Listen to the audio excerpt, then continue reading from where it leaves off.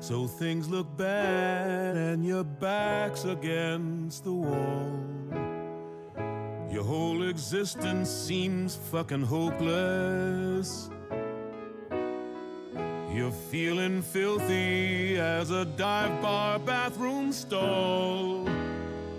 Can't face the world sober and dopeless. You've lost your way. You think your life is wrecked. Well, let me just say you're correct. Wait, what? You're a loser, baby, a loser, goddamn baby. You're a fucked up little whiny bitch. Hey. You're a loser just like me. Thanks, asshole. You're a screws loose loser, and only one-star reviewer. You're a power bottom at rock bottom, but you got company. This supposed to make me feel better? There was a time I thought that no one could relate to the gruesome ways in which I'm damaged. But letting walls down, it can sometimes set you straight. We're all living in the same shit sandwich. I sold my soul to a psychopathic freak. And you think that makes you unique? Get out of here, man. We're both losers, baby. We're losers. It's okay to be a Coked up dick sucking hoe? maybe that's fine by me. I'm a loser, honey, a schmoozer and a dummy, but at least I know I'm not alone. You're a loser just like me. I got an appetite for gambling. I've got an appetite for sampling every drug and sex toy I can find. Go ahead, baby, sing that song. Come on. I got no holes left to deflower. I sold my soul to save my power. Now I'm on that demon's leash. I'm trapped and it gets worse with every hour. You're a loser, baby. A loser, but just maybe if we eat shit together, things will end up differently. It's time to lose your self-loathing. Excuse yourself, let hope in, baby. Play your card, be who you are. A loser, just like me.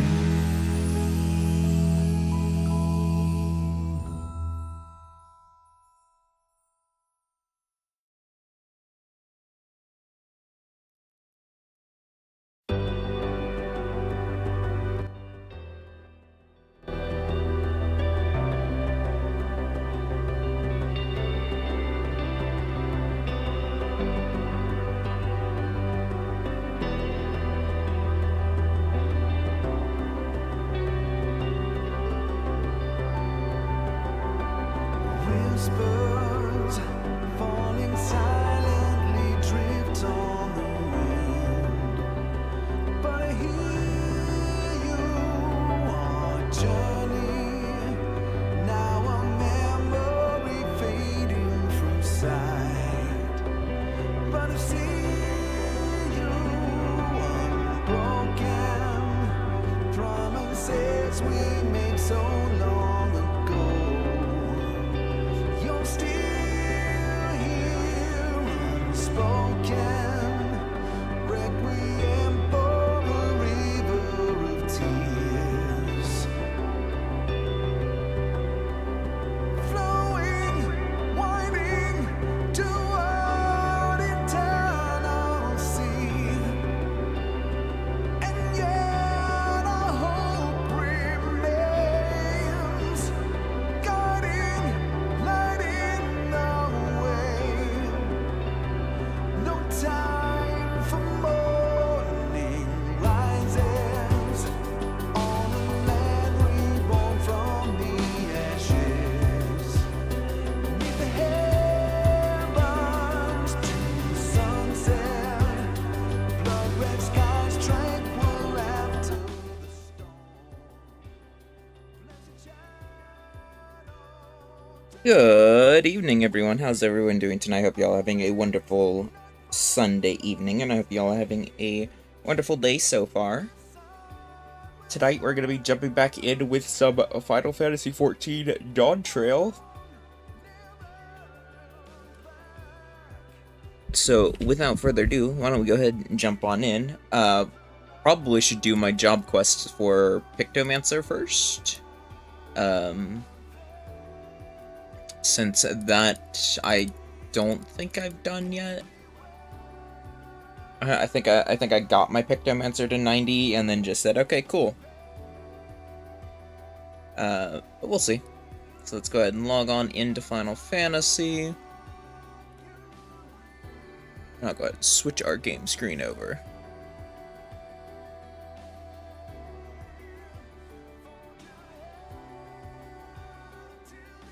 I do apologize for last stream, by the way, because I did not realize that my mic was muted the entire time until I went to go upload it to YouTube, and then I saw there's no audio besides the game audio, and I said, what the fuck? I'm like, I'm pretty sure I saw my mic thing moving, and I just had the output muted. And I kind of just was like, oh wow, I'm just an idiot. Just complete idiot.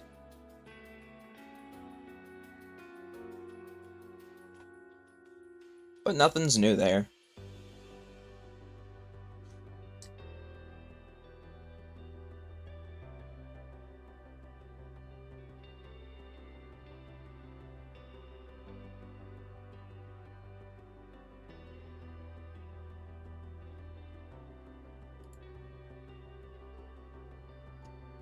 Come on now, Final Fantasy.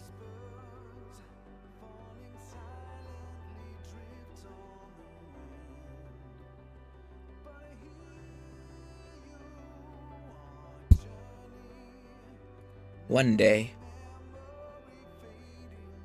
There it goes.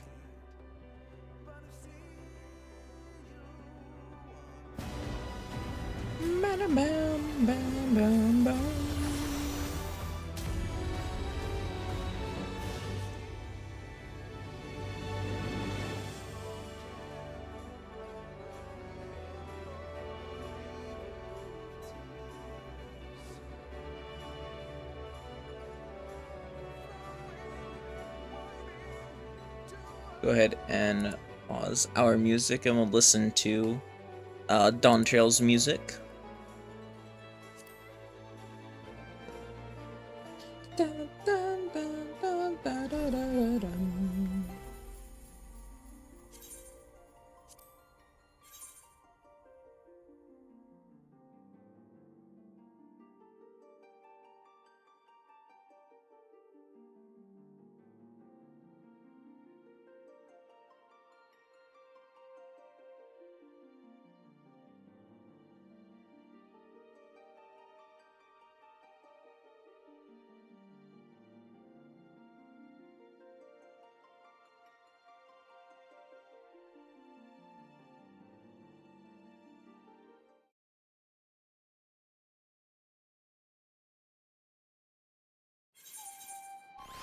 Ah, yes. Forgot I was here.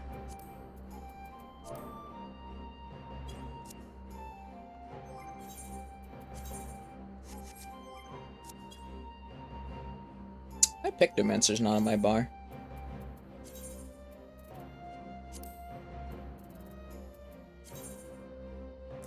There we go. Now it is. Wee. Level 90.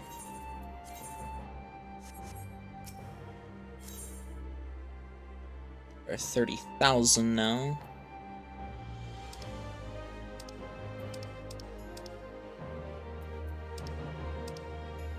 I don't really have anything to really sell.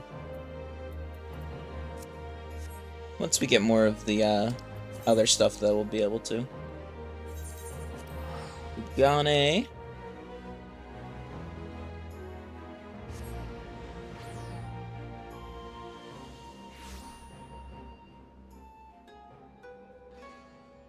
Yo, the Sanctified Mind! Whoa! I didn't know I was playing Garden of Salvation.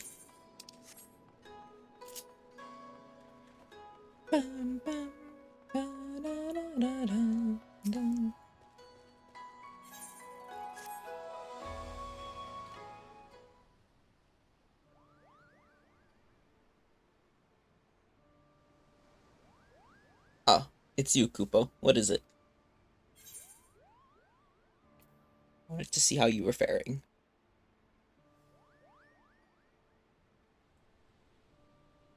That's very kind of you, Kupo. Truth be told, I'm still struggling to come to terms. If Baruru has truly left this world, it means that I wasn't too late. Thank goodness. If only, Kupo. If only.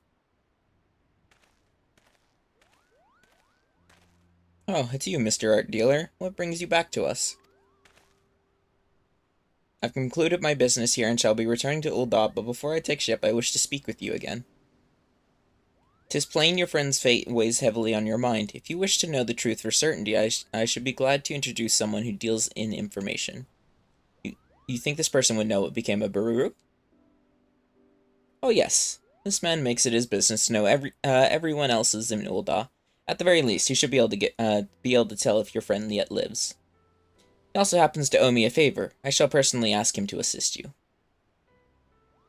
Once you arrive in Ul'dah, head to Emerald Avenue and look for a bespectacled man with a self-satisfied grin. That will be him. Now then, it's time I boarded my vessel. Farewell, my friends, and best of luck in your search for the truth.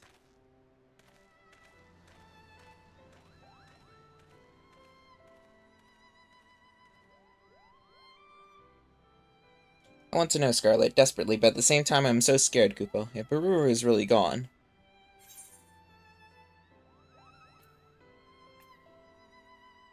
Mustn't lose hope.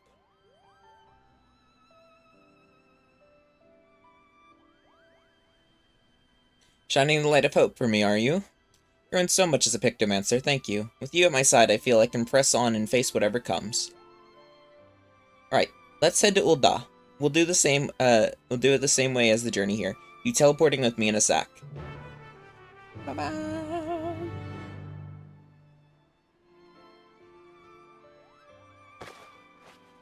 I have sacked up the Kupo. They are now in the knapsack.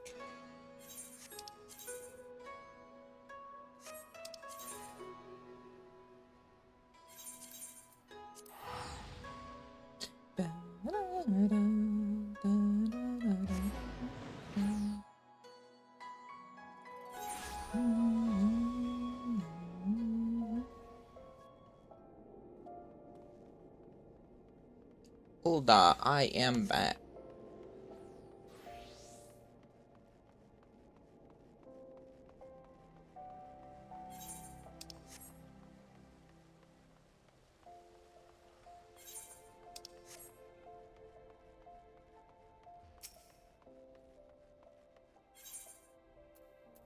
Kupo.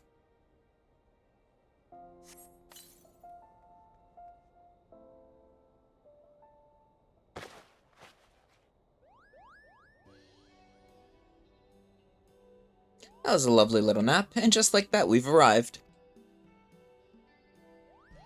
Towering cityscape, the dry desert air, mingling with the scent of Gil. There's no mistaking Ul'dah. Now then, we should find the fellow who deals in information.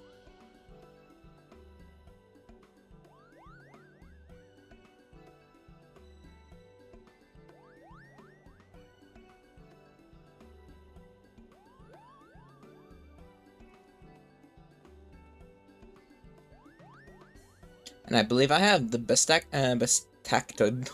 I have no idea how to fucking say that word. With a grin that doesn't I can't fucking speak.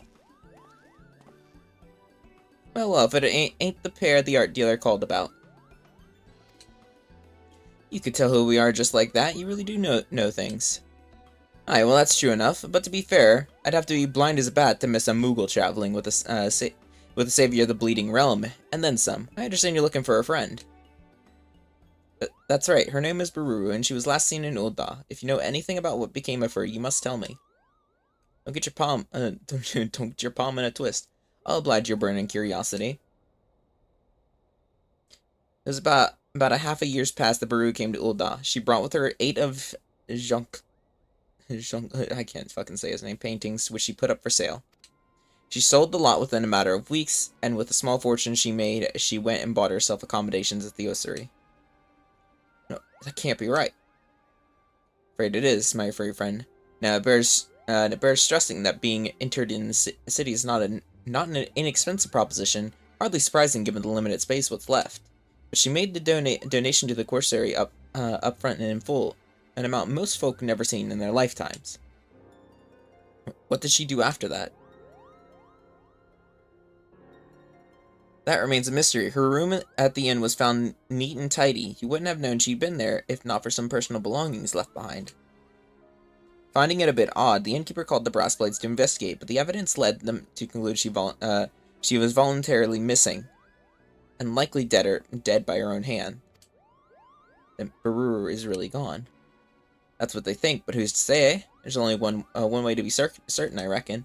According to the priest who oversees burials, Baru's coffin is stored in over by the ossuary.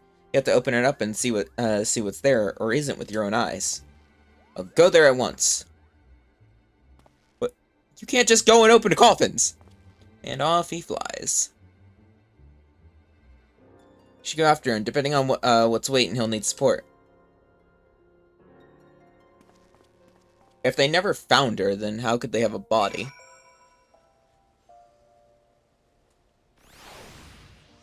Like, you could have a coffin. It's gonna be an empty-ass coffin.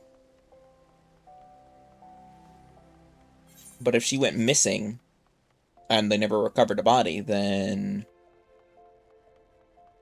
what'd they do? Stuff a fake body in there?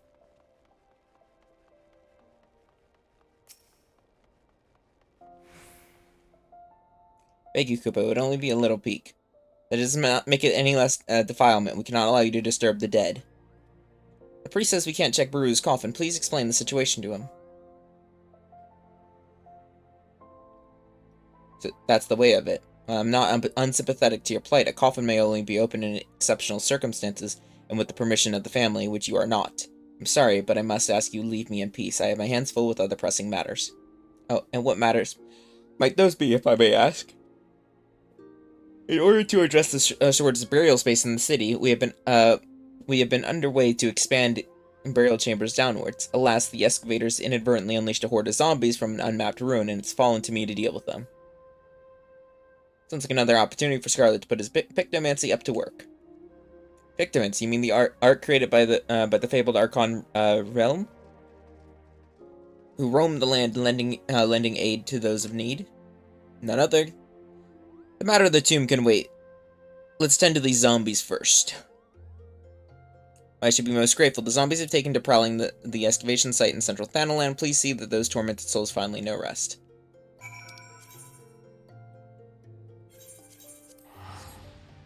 Okay.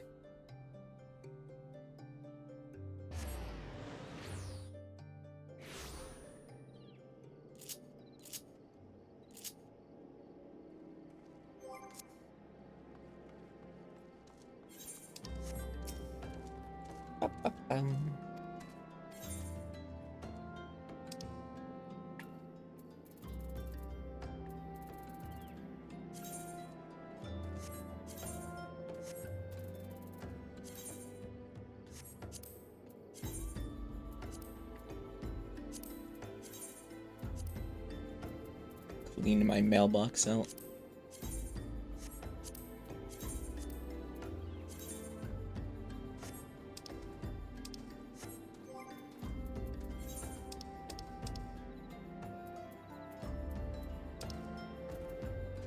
The funny fat whatever the hell this thing is.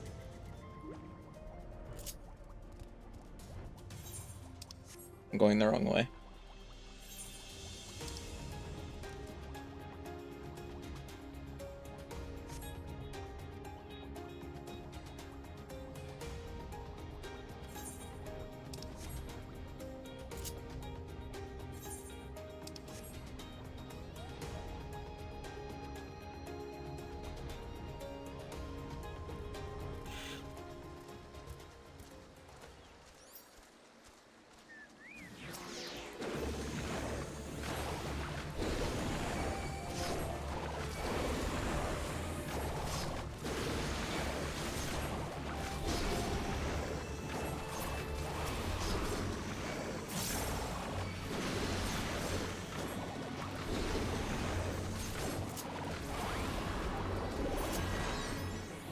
Holy light. Okay.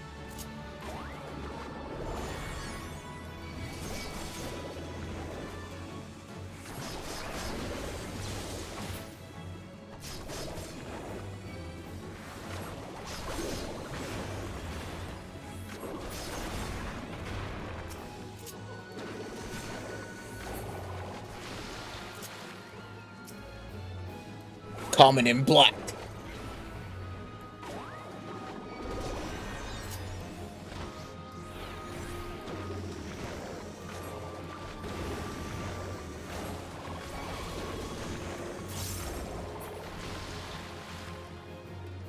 There we go.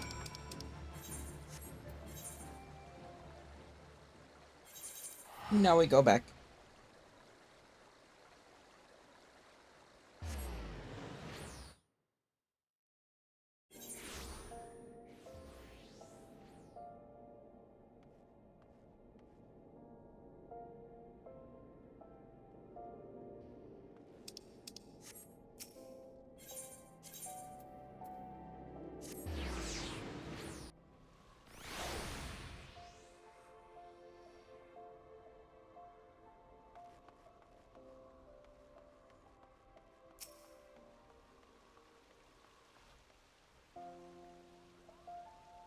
Zombies have been dealt with. Wonderful. In my heartfelt thanks, good Picnic While you were away, I spoke with Koopa's relationship with Mrs. Brew. I now understand that they were as family to one another. Like have also recognized also in recognition for service, I allow you to examine her coffin if you would follow me. I don't think there's gonna be anything in there.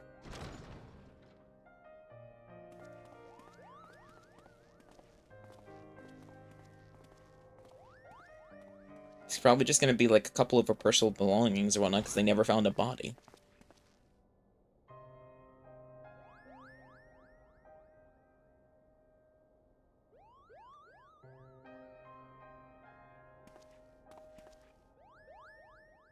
This is the one. If you're ready, I shall open it.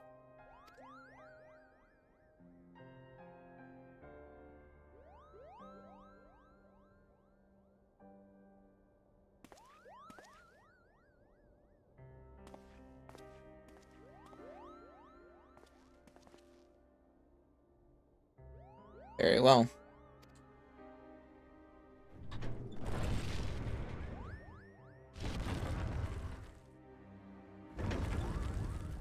Please, please don't let it be her. What? What is this?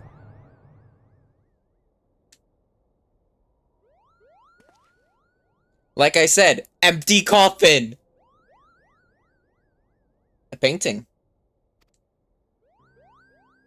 Yes, we can all see that, and I recognize it as well. Final work, the Infernal Palace. Why was the painting in the casket? And if Baru isn't here, then where could she possibly be? I'm afraid no one in the Order knows where she has gone.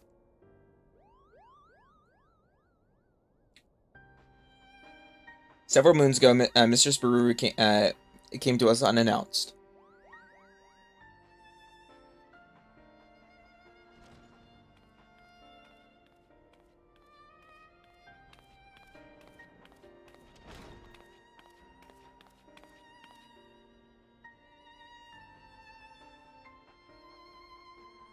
Pardon me, is anyone there? Greetings, my child. Are you come to pay your respects? No, I was told I could purchase a tomb here. Tombs are bestowed upon pious souls who make a donation, yes? I see it. In that case, I wish to make a donation. My master's painting fetched a high price, so I believe I have sufficient funds.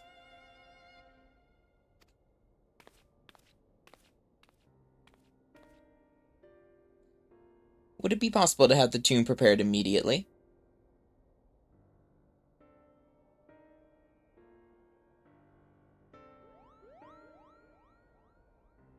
In that manner did she secure burial rights, and so we set about making the necessary arrangements.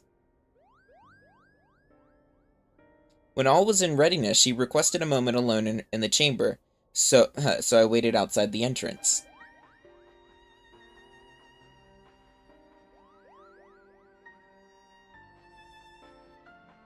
When she did not emerge after a time, I went back in to check on her, only to find that she was gone.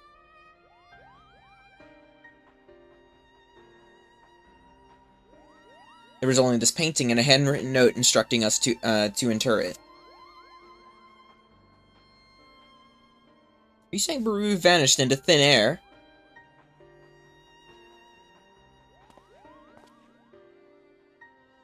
So far as I could tell, as you can see, there's only one entrance to this chamber.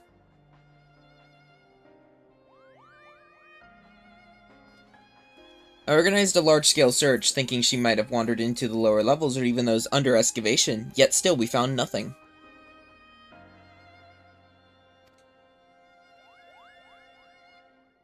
At length the search was called off, and without answers, what else could I do but fulfill her final wish? I placed the painting within the coffin, where it has remained ever since. Curiouser and curiouser. That is everything I know. I am sorry I cannot tell you more. Now, if you would excuse me, I must return to my duties. Yes, of course. Come on then, let's head back outside.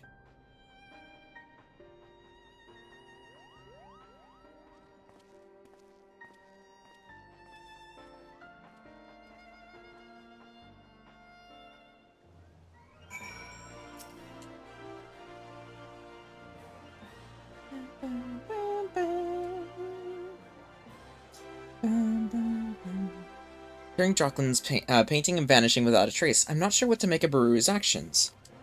What about you, Scarlet? Do you have any thoughts? To be alive must be a key to this painting.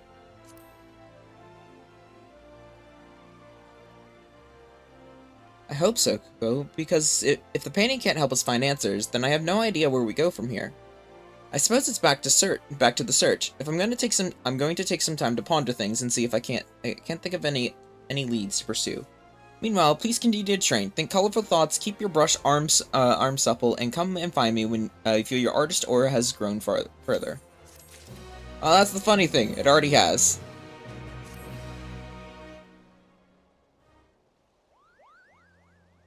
Why, Scarlet, I can tell you've been applying yourself to your training.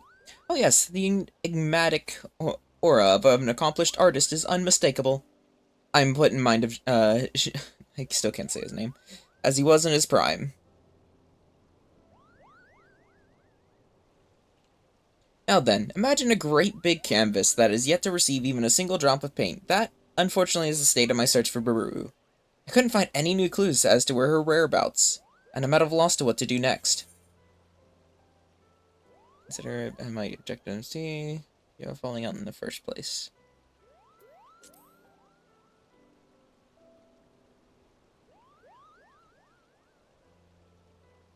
I was reluctant to disclose the events of that fateful day, but perhaps I should have.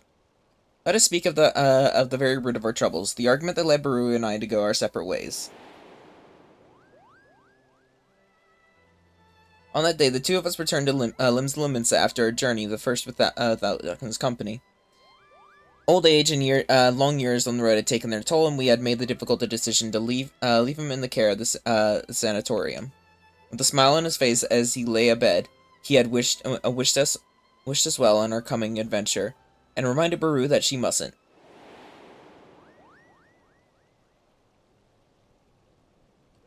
Could it be?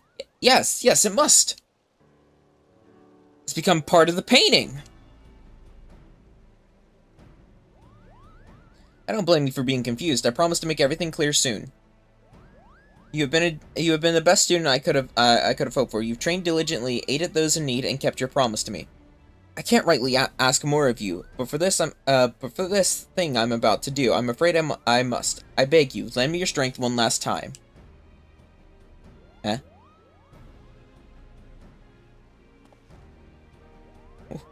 What are you saying? Come and meet me at the flood, John Dight's flood. I'll be waiting. No.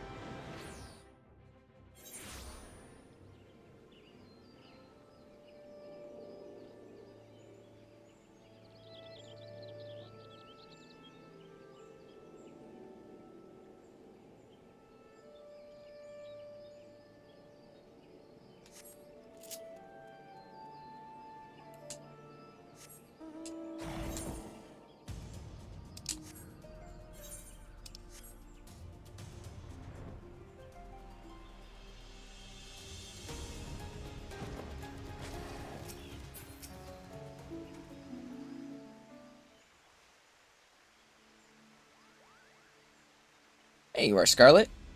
I know you asked many questions. Allow me to explain everything. I took a few pretty pleas, but I convinced the Osiri priest to let us borrow the painting. Inherited it, in the other words, from after he passed away.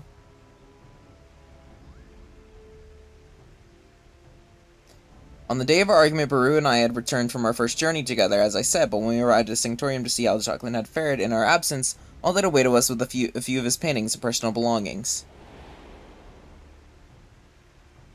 A fell fiend had found its way into the facility a few days prior, seeking to protect his fellow painters, confronted and vanquished the beast, but the exertion proved too much.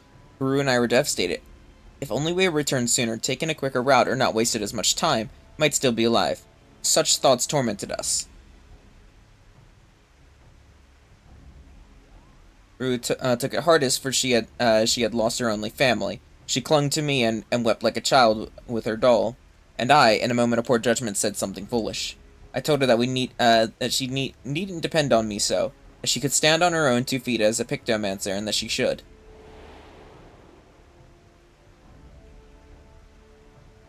She shoved me away in anger. One unkind word led to another. We shouted at each other until our throats were hoarse. When there was nothing left to say, she stormed off alone, cradling Jacqueline's painting in arm. The rest you know. Sometime after she journeyed to Ul'dah, sold the paintings for the funds to purchase her tomb, and then vanished. For so long I've been able to understand what she was thinking and where she might have gone, but the answer was right under our noses. You see, Baru possessed such a vivid imagination she can bring any of her thoughts to life. As this rare gift allowed her not only to create, but reshape, made her promise that she would never use her power to alter a living being.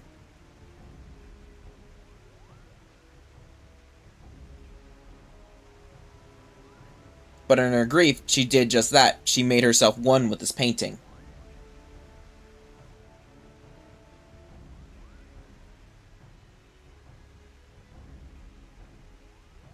It's hard to believe, I know, but the painting itself tells the tale. Once it exuded warmth and whimsy, now it's enshrouded in stifling pale of sorrow. And this brings me to my request. Using my own magics, I want to enter the painting and save Baru, but I don't know if I can do it alone. Can I rely on your aid, Scarlet?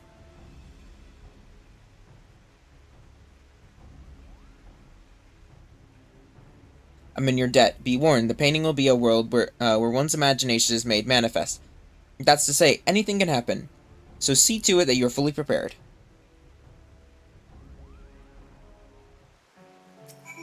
Oh, I'm prepared, alright. All set to dive into the painting? Ready when you are.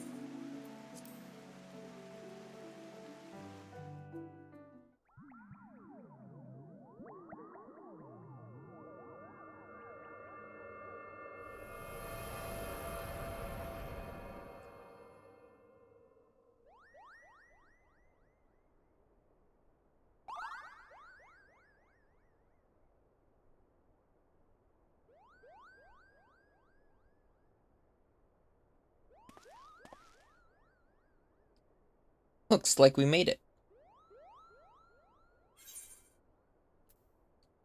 The Grand Cosmos? But how? Oh, is the scenery familiar to you?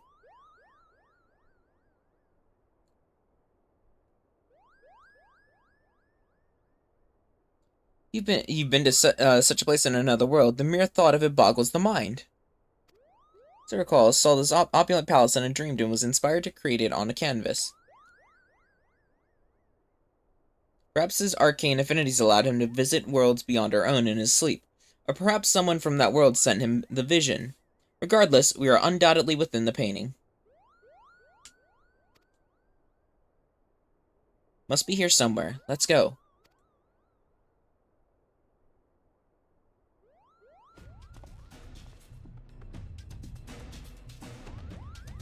Indeed.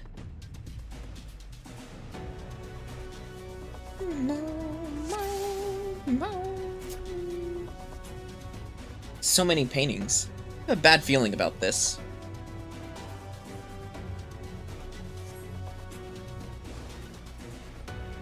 Is this their idea of a welcome? Have at them. You say so.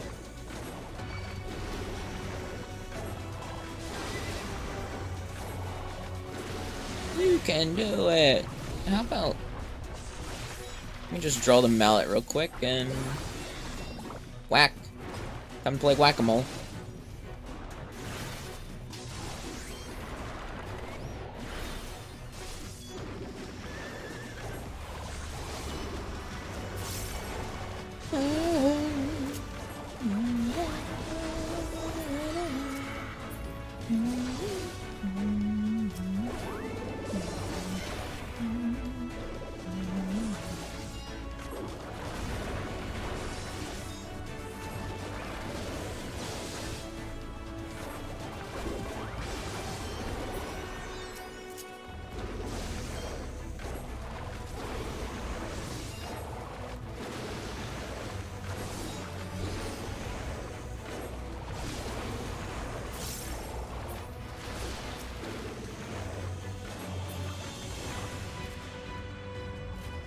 Given to life by Pictomancy.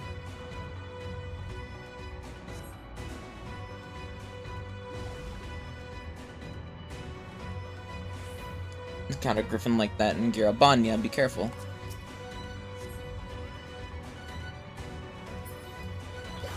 Let me... There we go. Alright, all my paintings are set.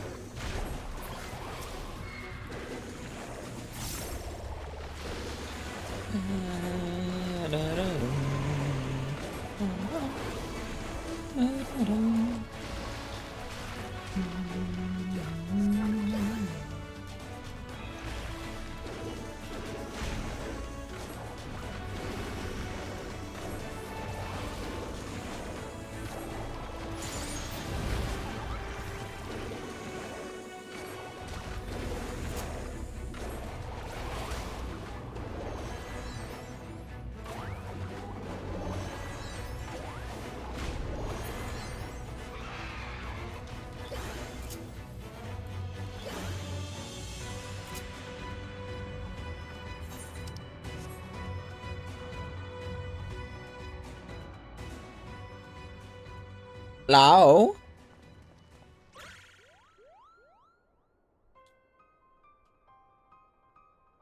Ururu. Hey, Ukupopo, I've come for you.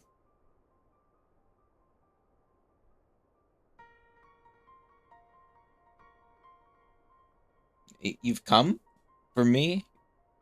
No one would do that. It's gone because of me, because I was too late. You mustn't say that, Baru. You're not to blame. Funko Pop has abandoned me, my only friend. That isn't true. I've always been your friend, no matter what. Please, come back to me.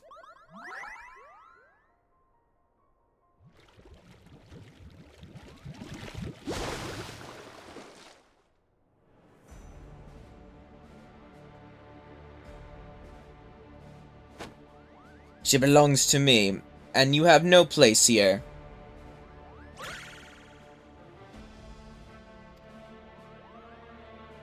No, you're just a shade born of the imagination. That you should call me a shade, Kupopo. Such insolence cannot be borne.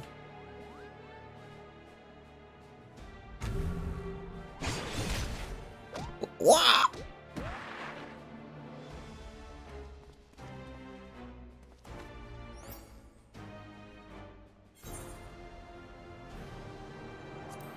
Would never harm.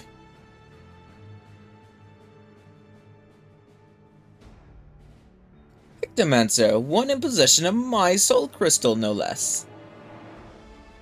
An imitation. You are no match for the master you aspire to be. My imagination is my own, and it's more than enough.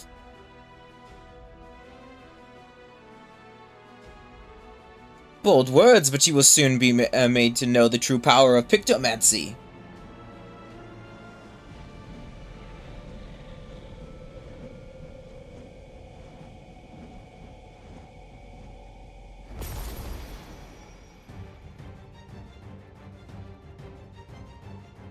Here within my masterwork, imagination dictates reality. I shall paint the finishing touches in shades of your terror. My commissions are open then? I don't know about that one, Manda.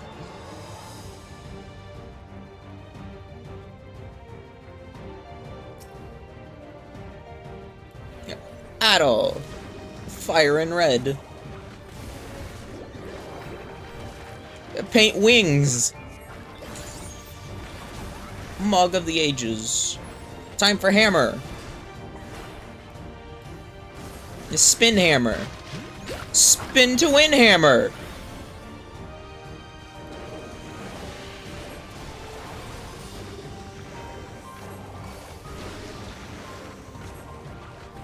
Uh-oh.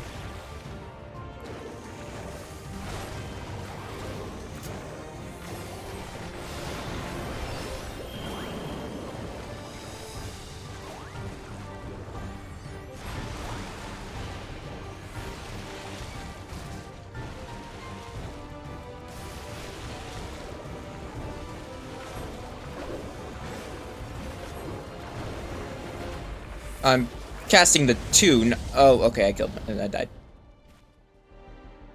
I was casting the 2 and not the 1! But it also probably doesn't help that, it's 655 and I'm only 525 because I'm not running 90 armor. Which is, kind of bad. So I should probably, like, buy armor or whatnot. Technically, I have coffers that are 645, but yeah. This is weak artist. Okay, Manda. Okay. Let me fast travel real quick. We'll go buy some stuff. Limsa, Lumensa, you are needed.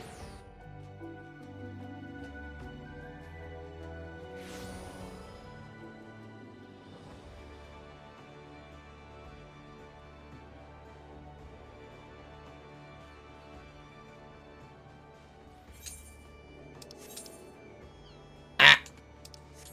Turn off map.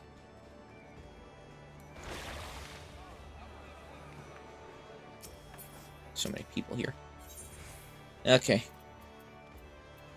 Just basically need, sitting in queue for your MSQ, almost done with Endwalker. Nice.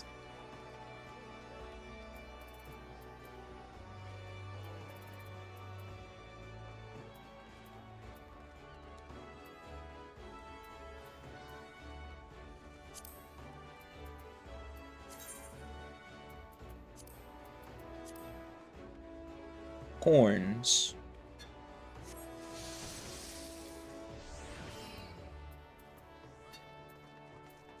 $645 is the one that it gives you.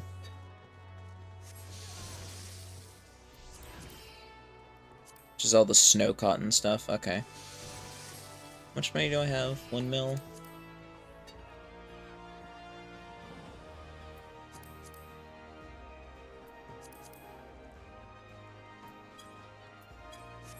Actually, hang on. How much of the relic stuff do I have? I don't know if I have enough. Hang on, let me go to... what's this place called again? Radzetan, yes, that place.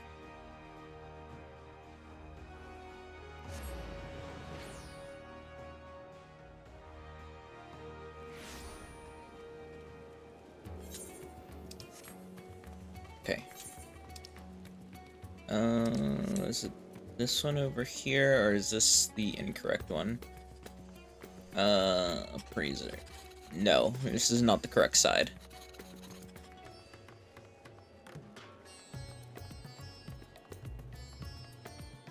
This is the correct side. Tombstone.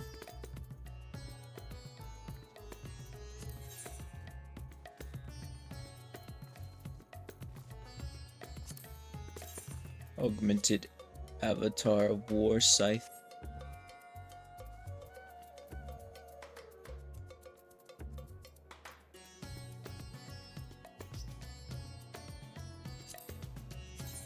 No, not my first mage. My first mage is technically red mage.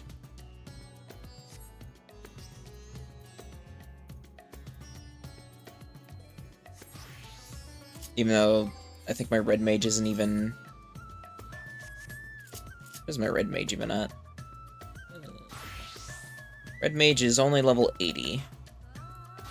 This is at 81.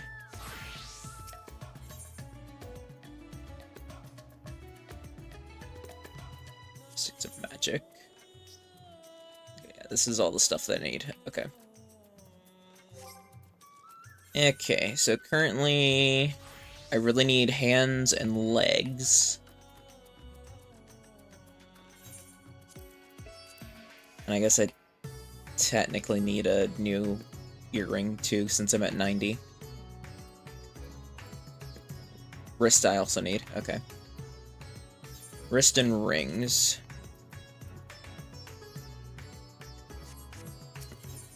Okay. So it was hands that I needed.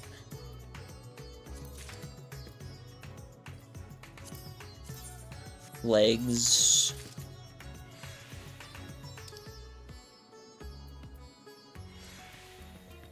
Earrings. And wrists. It was wrist and like a ring. Because that's 45. Because that's a fucking level 80 ring or wrist. Holy shit.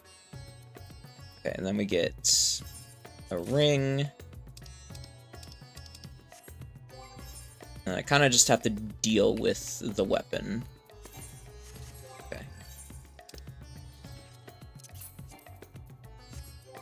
Okay. Me and my not having room in my fucking inventory ass.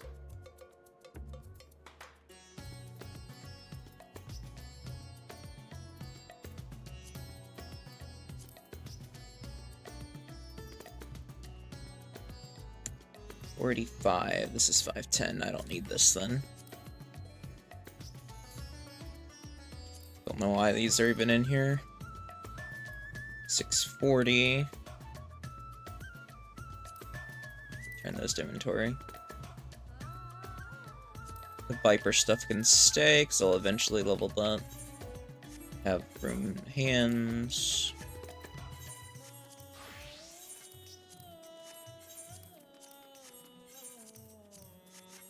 Okay, should have room everywhere now.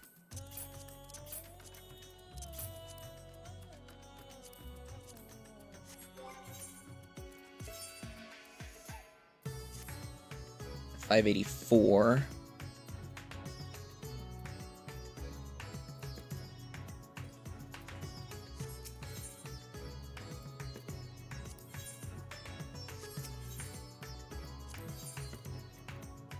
I can't get the weapon because it's 660.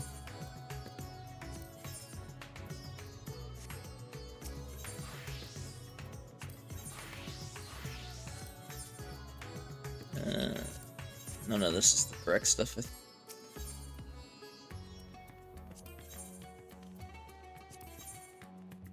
These are all just... Okay, so this is the rings. I don't think this is the right one, though. No. Pandemonium Relic. This is what I want.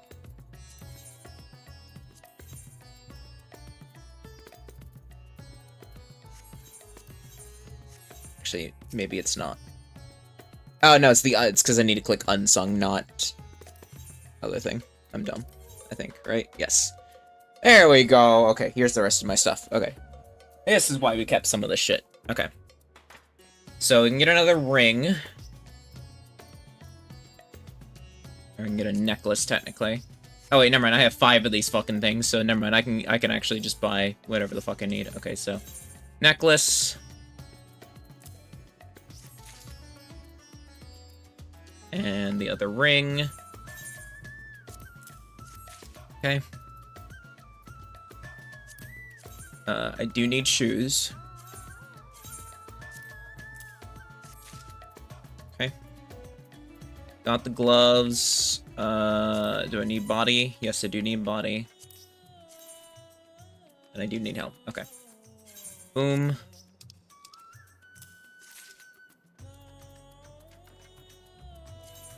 Boom. Okay.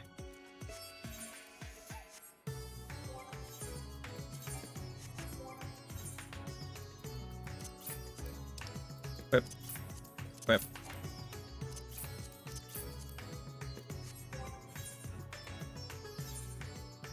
I have no room in my fucking rings here. Okay.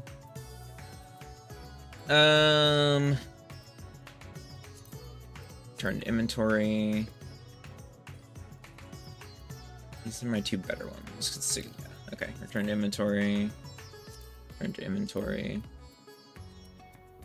Return to inventory. A lot of these rings I can just return to my inventory. I'll deal with that later.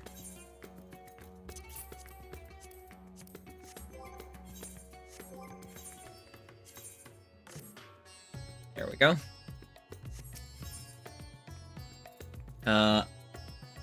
Other thing that I need is a weapon.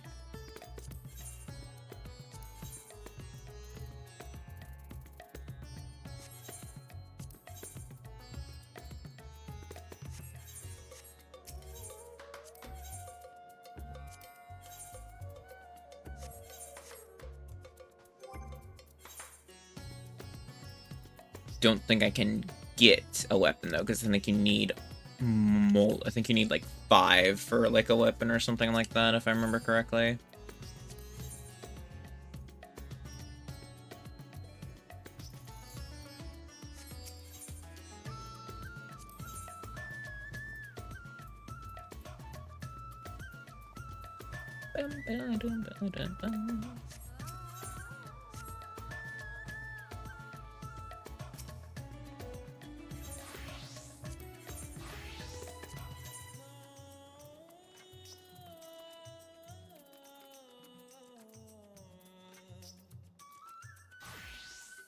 Actually, don't even know if you can technically get a weapon because since it didn't exist.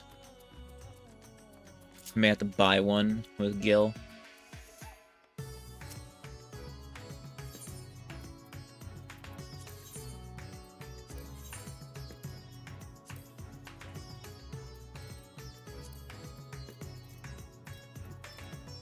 This is all the armor.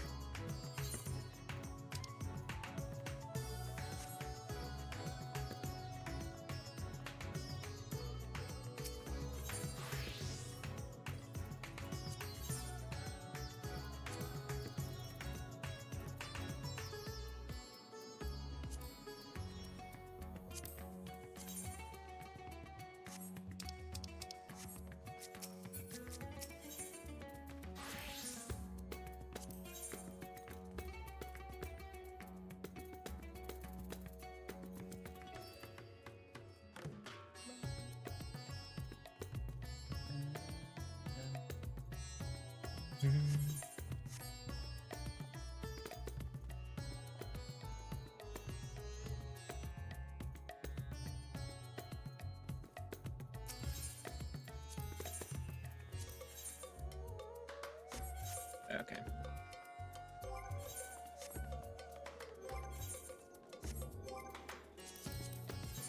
Go back to Limsa and we'll just fucking purchase a weapon off the board, I guess. Because I don't want to use the coffers right now.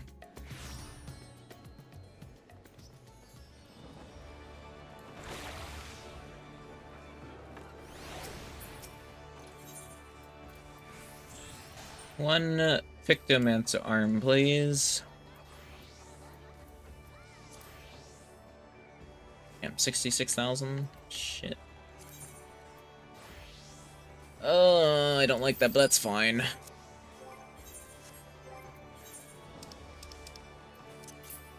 Equip. There we go, 649. We also now switch our glamour back, so you know we're actually stylish.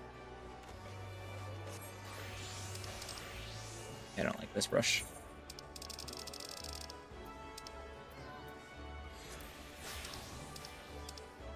Then, boom.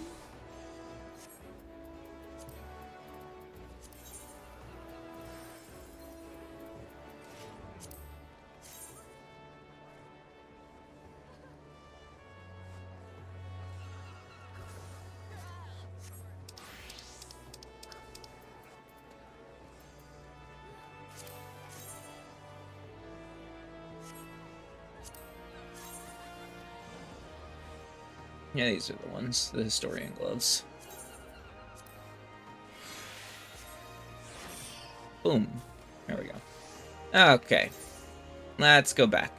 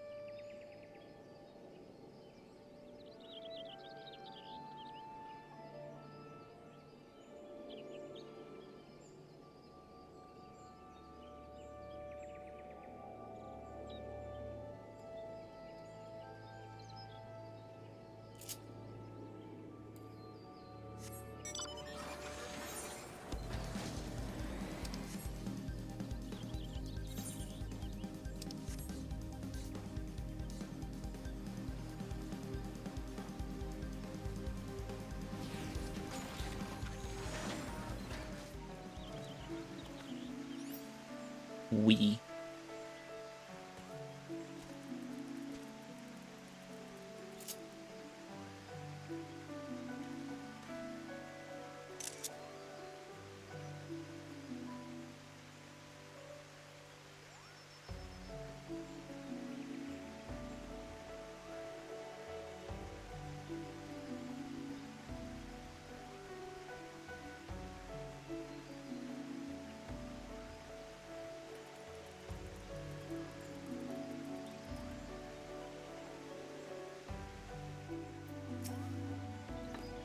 Alright, here we go again.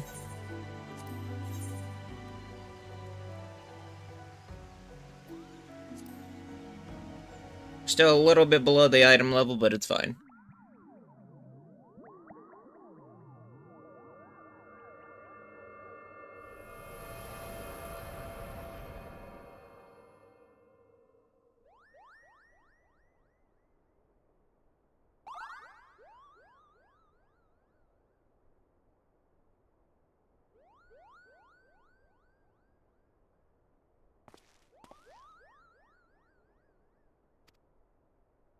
I know this place, it's the Grand Cosmos.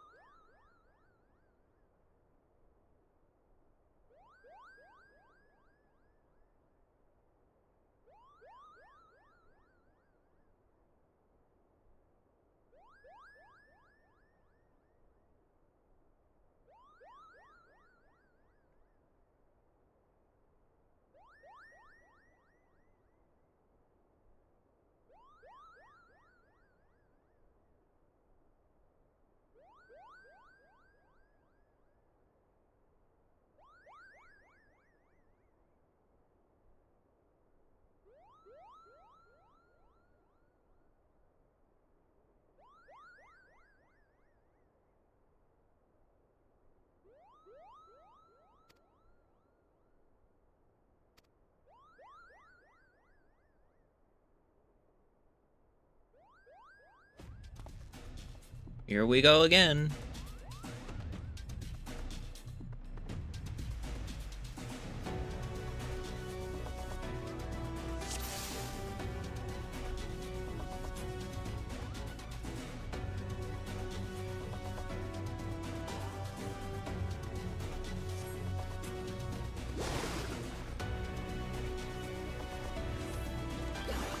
Hammer.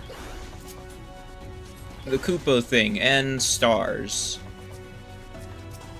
If you say so.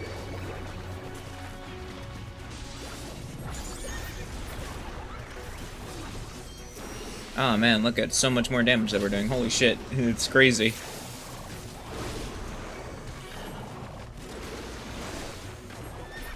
How much less damage I'm taking.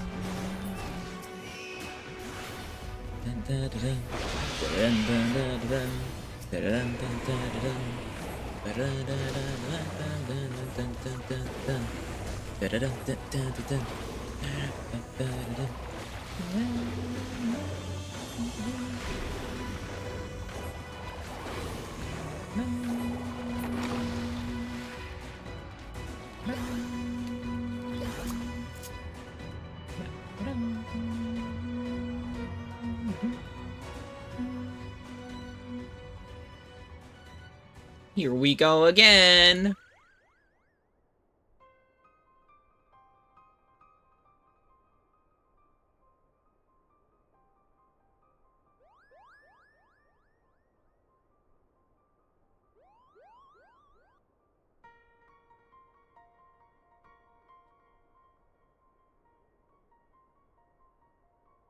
No one would do that. No one.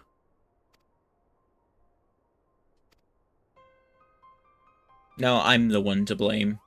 Because I didn't save your master. Because I was probably off in some other world, maybe.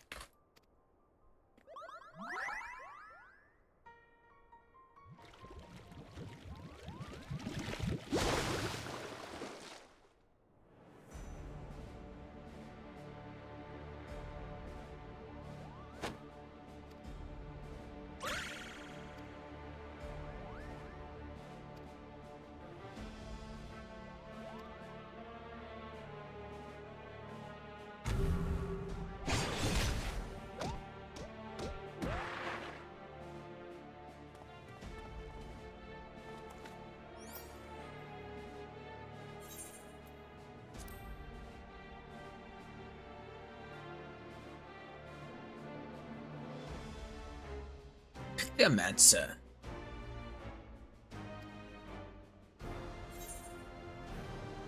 I'll show you what this imitation can do. My imagination is my own!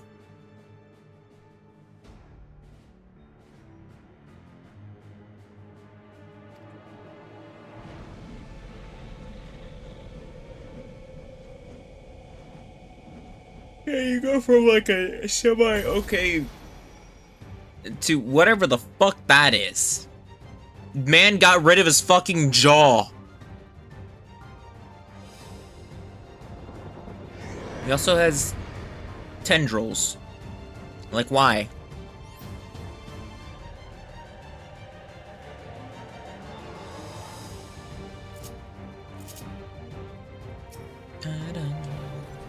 At all.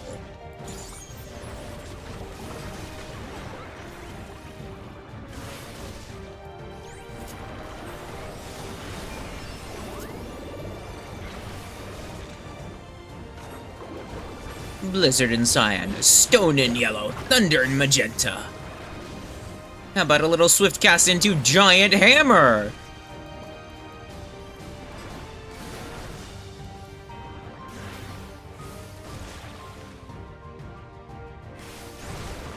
Dun.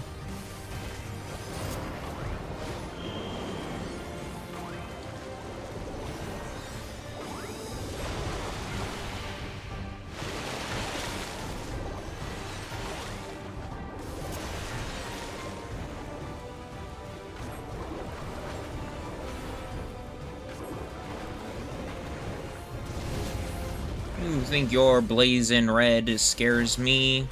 I'll paint a picture. Okay, you got kind of actually hurt. Arbor. That's a tree.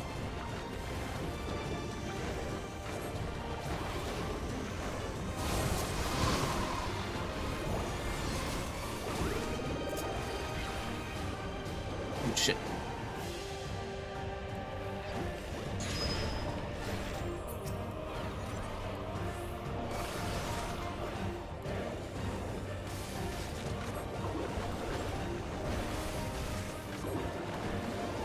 I have chosen not to take damage.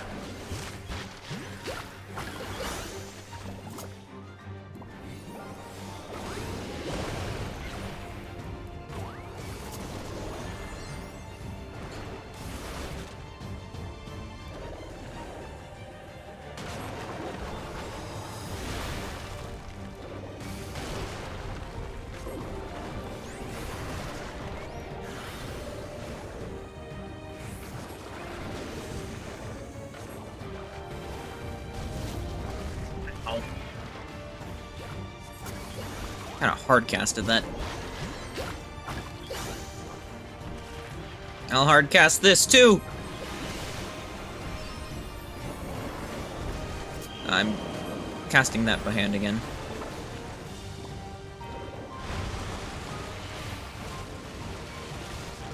Hammer! Another hammer!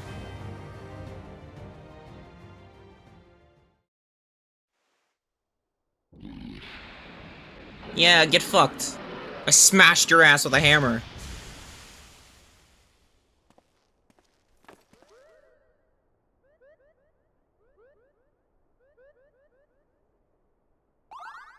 You did it, Scarlet. Your imagination triumphed over his.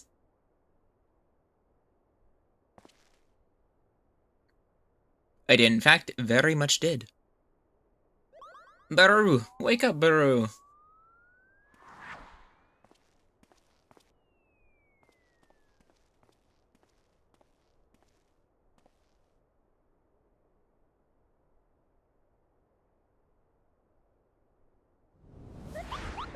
Come on now, you stubborn fool of a Lalafell, snap out of it!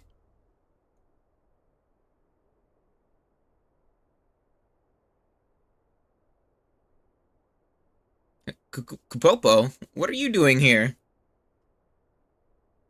We came to bring you back, Kupo. We've been looking all over for you.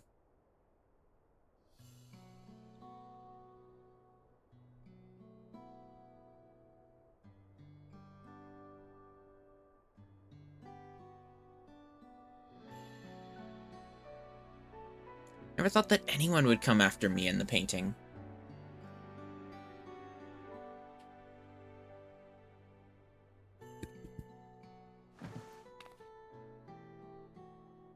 Scarlet, was it? Thank you for accompanying Kupopo in his journey.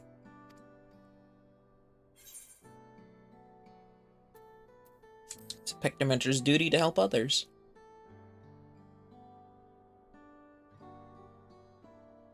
Indeed. Taught me the very same, and I strove to live up to our duty. But I couldn't save him. I couldn't save the man who raised me. It's not your fault, Bururu. Even the brightest, most imaginative minds can't predict the future. Why are you even here, trying to be nice after everything you said? My best friend, and you abandoned me when I needed you. Told me to make my own way. You know why I said what I said. I'm not real. No matter how much I wish it, I can't remain by your side forever. What? What do you mean you're not real? I'm a product of Pycnomancy, your imaginary friend and nothing more.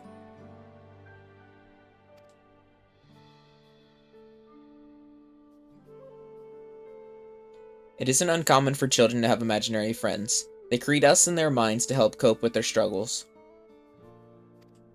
But children grow up, and when they do, we disappear. You don't have to disappear, though. I painted you into being, my very first creation. Just like I painted Master Jalix, so I could fix my mistake, and so I wouldn't be alone.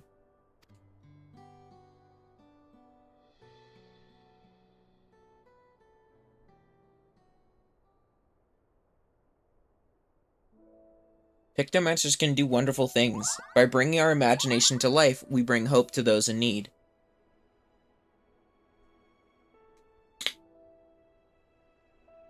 This, Scarlet learned through his journey.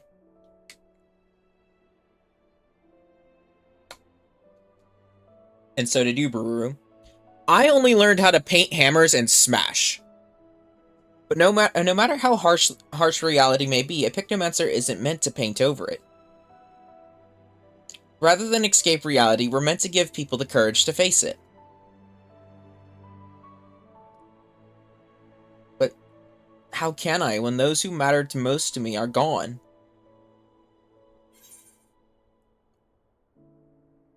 If you carry on for them, they'll always be with you. In giving hopes to others, you'll find hope of your own. Carry on the memories, they are always there with you.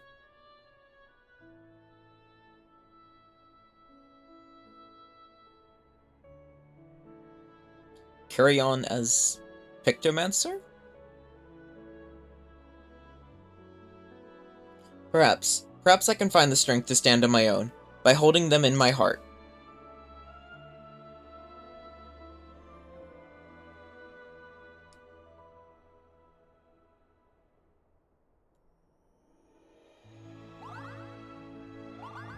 You will. You absolutely will, and you'll be just fine.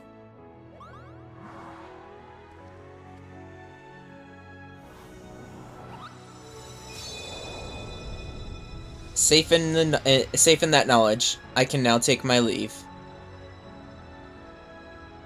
Farewell, Scarlet. It was a joy to journey with you. Farewell, Bururu. You're my dearest friend, and you always will be.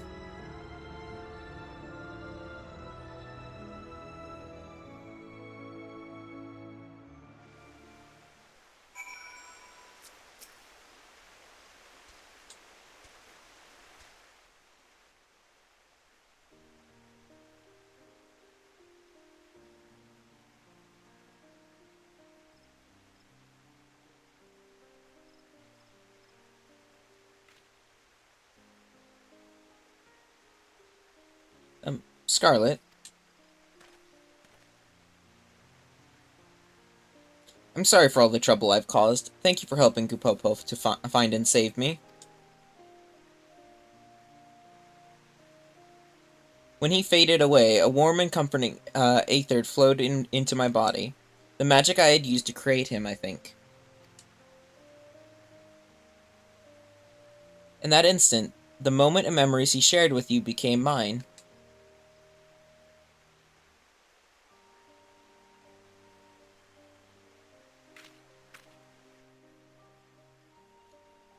The shade of the Shroud, the chill of the Corinthia, and the brilliance of Kugane.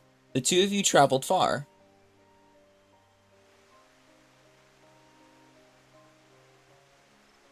I felt Kapopo's desperation as he searched for me, his yearning for our days on the road,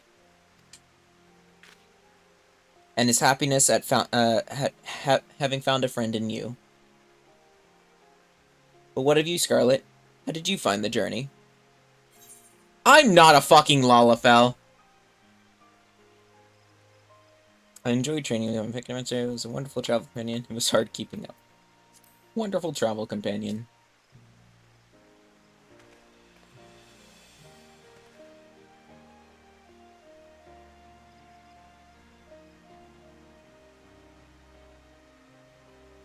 Would be glad to hear that, and I am too. It means a lot to know that someone else will remember him fondly.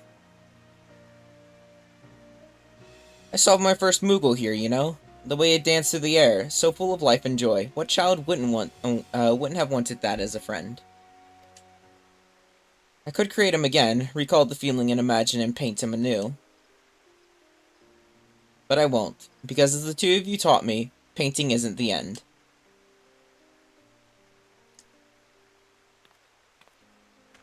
Thank you, Scarlet, for everything you've done for both Kapopo and me. From here I will set out on another journey as a Pictomancer. Wherever I go, I vow to paint a path of hope. As Master once did, and just as you will continue to do, I'm sure.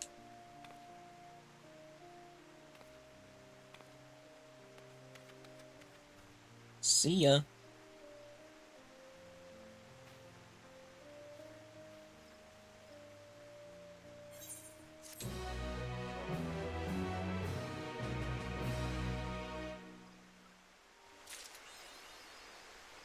Gotta follow my rainbow.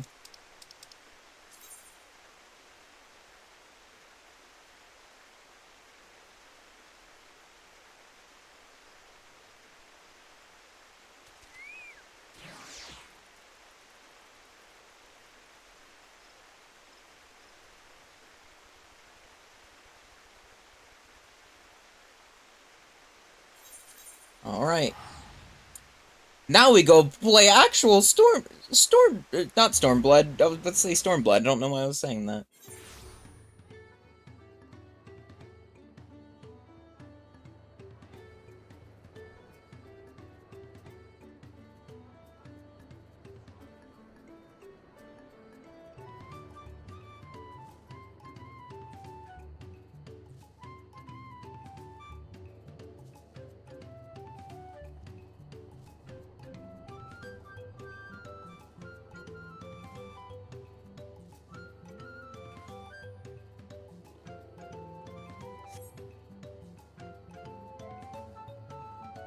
Yes, I am this far behind.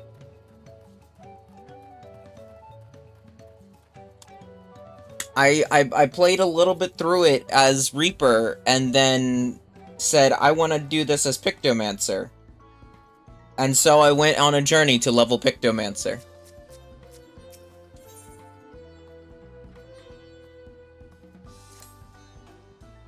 Not my finest moment, I'll admit, but now that we're here, let's do whatever we came to do. Find the Elector.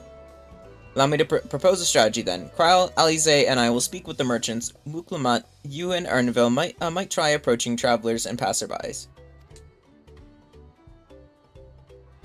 Also, give me 1 second, everyone. I'll be right back real quick.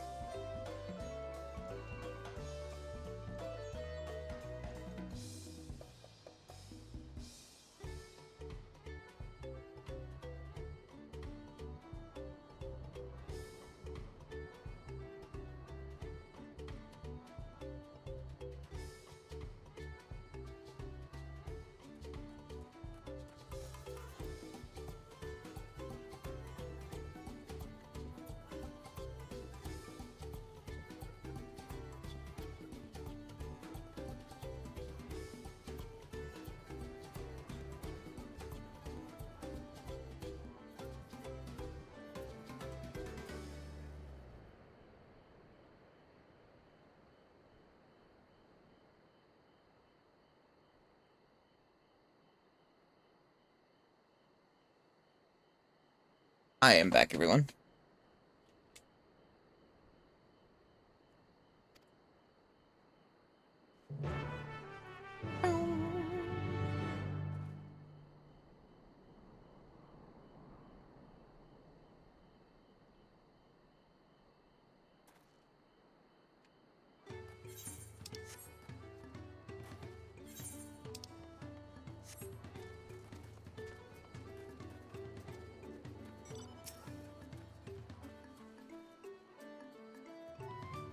Dawn Servant's Elector? Ah, I thought you were a new face in town. Here for the right of succession, I take it. Me, I don't care for don't much care for who sits on the throne, so long as they keep the world peaceful. People tend not to be in the mood to relax and sip our excellent mezcal once arrows and spears start flying, if you know what I mean. Speaking of which, would you like a cup? A joy is shared in a joy, doubted I say. Oh, right, yes. You were asking about the Elector business. Being but freshly returned from my trading route, I've heard that there's a contest afoot, but not much else. Our head leader, Tobli, could probably tell you more about it.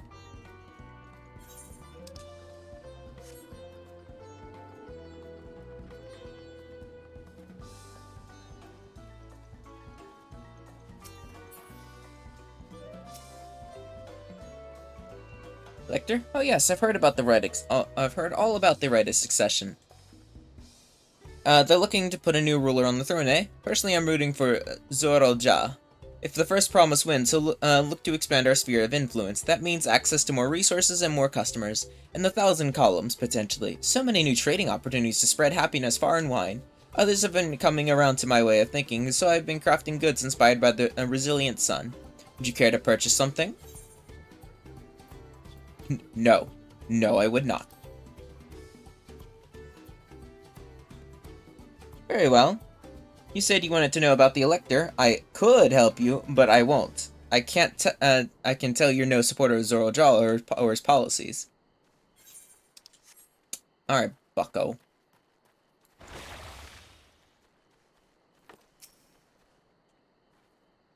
Hello there. I'm Mablu. Did you have a question for me? Sorry, I don't know about any electors. Should take a moment to see our prized alpacas before we leave, though. Oh, but be sure to admire them from a respectable distance. Get too close, and our nervous darlings may be tempted to spit on you. And that stuff stinks.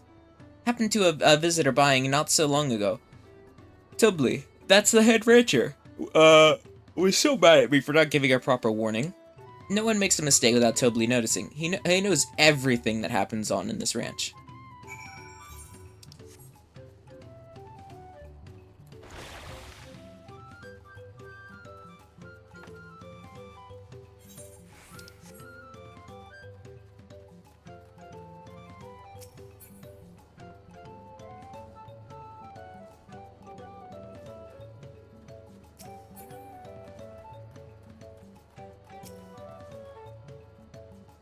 You really have to watch yourself around these silver-tongued peddlers. Almost bought a bottle of mezcal and a stack of blankets, and then there was this enchanting ornament. Anyways, they did manage to land Tobli as the man I meant to talk to about this contest. Now, if only the chair where this head ledger of theirs is to be found. Really? He's also the head rancher?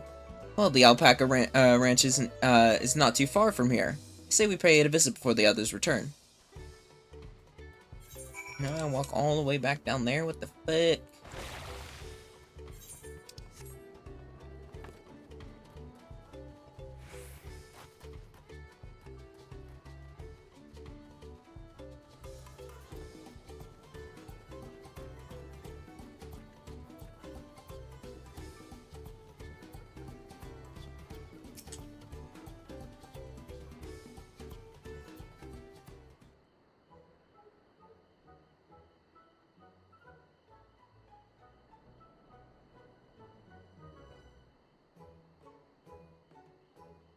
That's a lot of alpacas. Still, we know the head ledger could be here somewhere.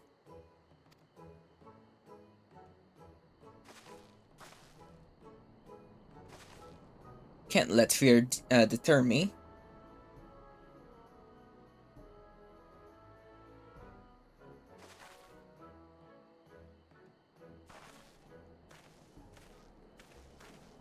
Excuse me, is one of these workers, Tubli? Tubli? Oh yes, he likes to mingle with the ranch hands to keep an eye on things. Can't tell you which one he is, though. You can't? Is this part of the contest? All I can say is Tubli often mentions his favorite, pungent subject. Pungent is stink.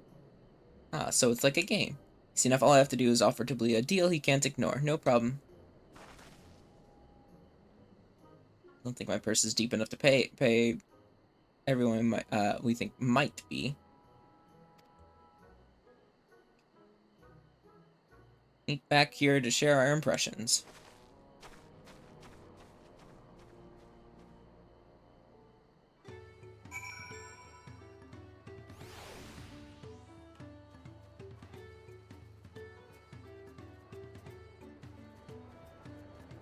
Nonchalant, huh? Boastful.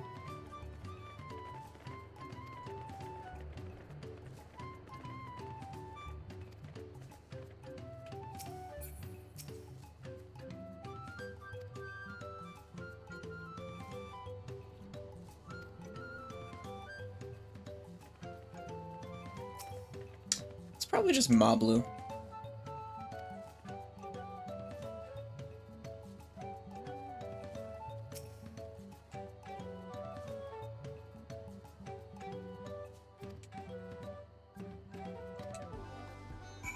It's absolutely just fucking Mablu.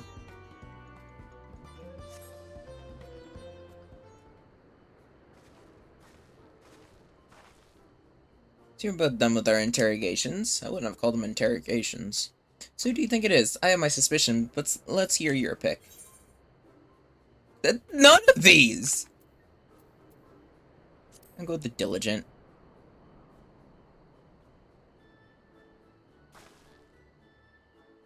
Workers so intent on unstable chores. I had my eye on that one too. Time to rip the mask off of our mystery ranch hand, so to speak.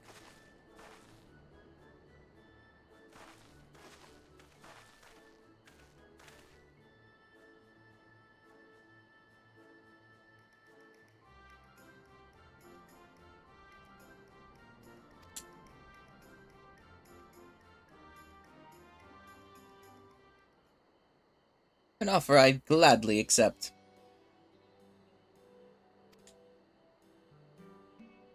Wait, this actually was Tubli?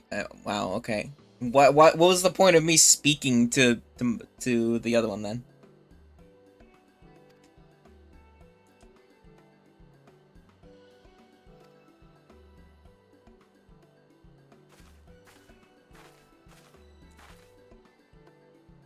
She found you out fair and square. And I'm glad she did. It would have been a pity had her bid ended here.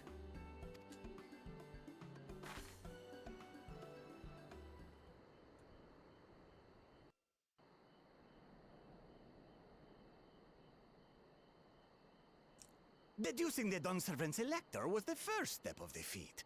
Too simple a task for this aspiring ruler, eh? Right. Not hard at all. Uh-huh. Sure.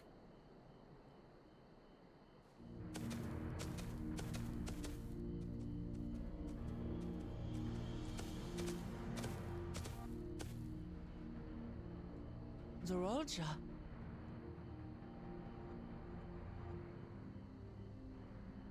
I am told the head ledger, Tobli, is to be found here. You have to guess which one of us is Tobli. That's part of the test.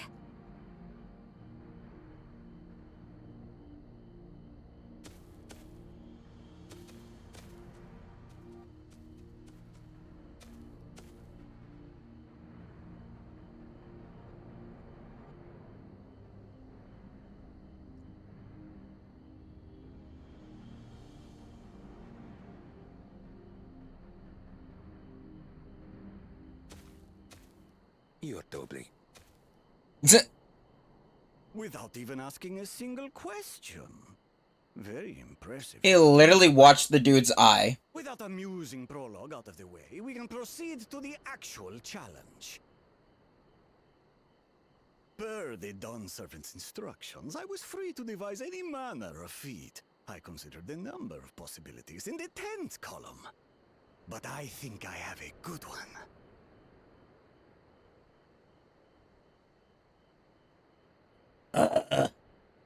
You must go forth and capture for me an alpaca. What?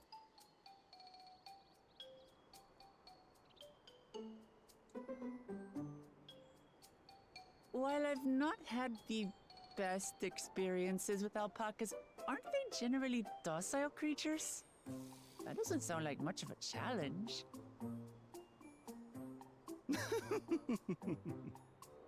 Bring out the example! It's gonna be a giant alpaca, isn't it?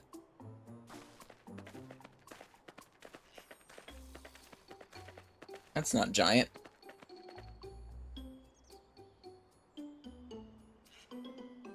This is a special kind of alpaca. Would you please approach the animal, Third Promise?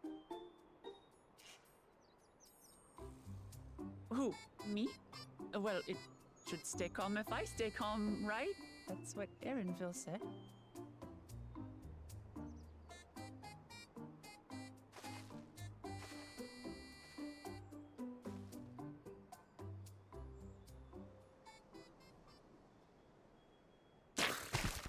Damn! Ah! The little monster spat on me! Ah, oh, that stinks. I can't.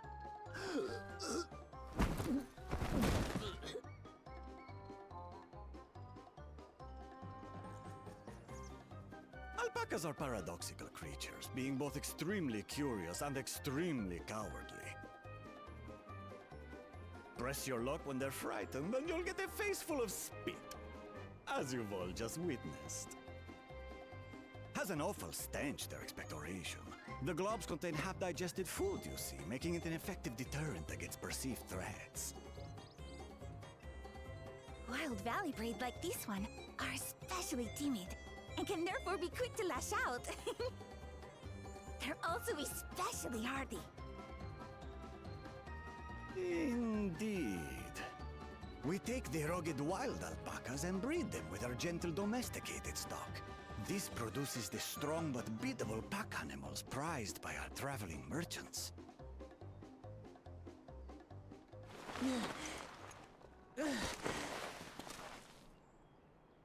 That's all well and good, but did I need to bathe an alpaca spit for you to make your point? So, the task is to catch a wild alpaca. That is correct. But be warned that it is a feat easier said than done. I suggest you prepare well before you enter the valley where the creatures dwell. And by you, I mean the claimants only. Allies are not permitted to assist with the catching. The alpacas will help me judge which of you is worthy of receiving a keystone.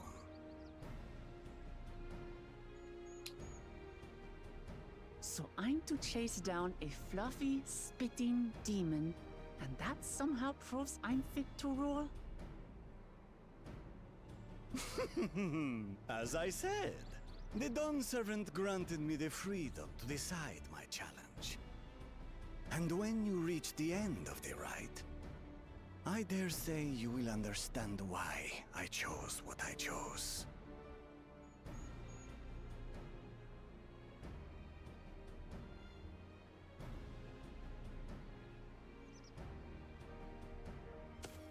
Very well. This won't take long. Wait! Didn't I warn you this was easier said than done? There are preparations to be made, factors to consider. A beast is a beast. All yield to strength.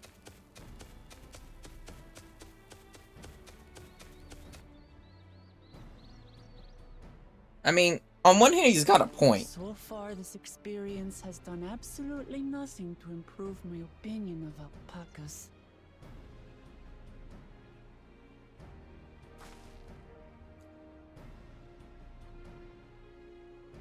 that doesn't mean I can't do this. Revolting spit aside, they're just another animal.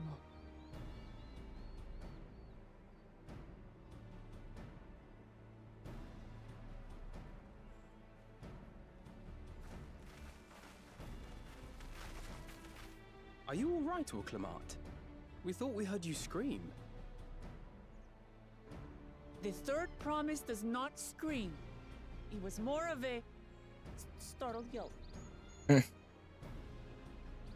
Scream, in other words.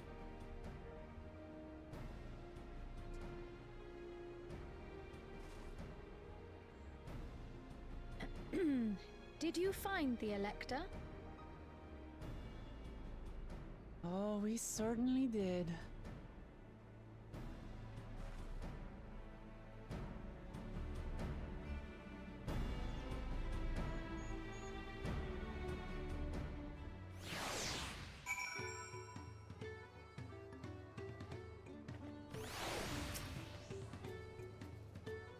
I had to go and wash that nasty stuff off my face.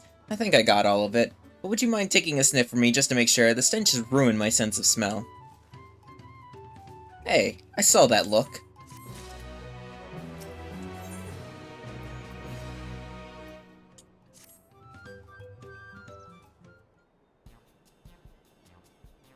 Swooklamont helped demonstrate the valley alpacas are wary of people. Getting close enough to catch one will not be an easy task. You might have warned me about that earlier. I have enough trouble with the tame alpacas. How do you expect me to wrangle a wild one? With the proper saddle, we must infuse the leather with a relaxing scent that soothes the spitting beast. Wonderful. Give me one of those then. Have you perhaps forgotten we are a clan of merchants? If you want a taming saddle, then you'll need to find a saddler and make them an offer.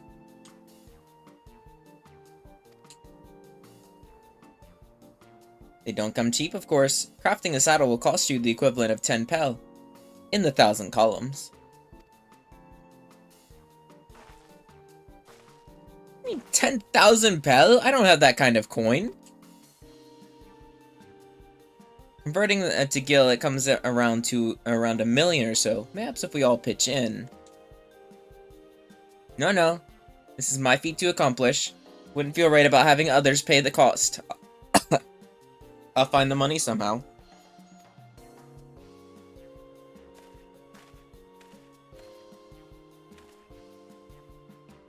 In that case...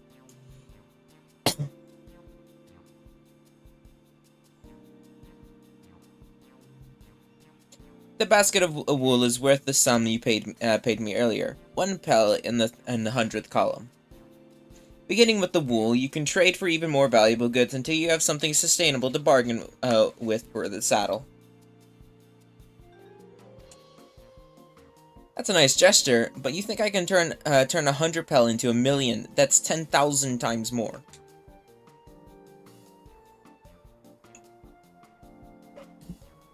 We need 10,000 pel, not 1 million. So we're looking at 100 times more. Oh right, I panicked and got it confused with Alphina's million gil.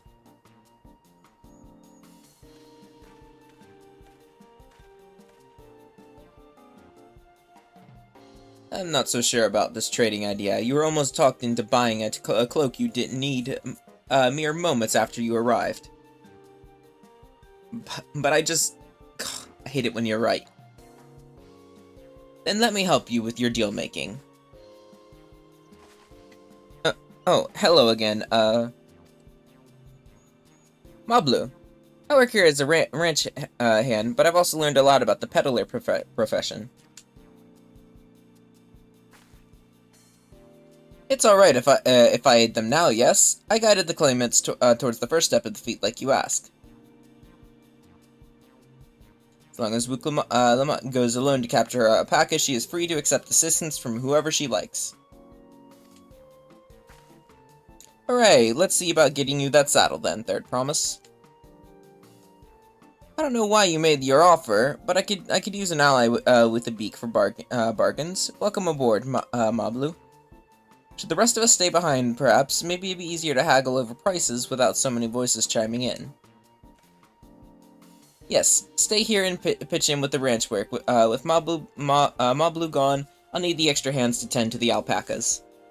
Gladly, although, Scarlet, I think you should go with Wook Lamont. You've seen markets and bazaars the world over, and surely have sage advice to share. In that case, you should also hold on to the alpaca wool. If it's misplaced or soiled in some way, you'll have nothing to bargain with.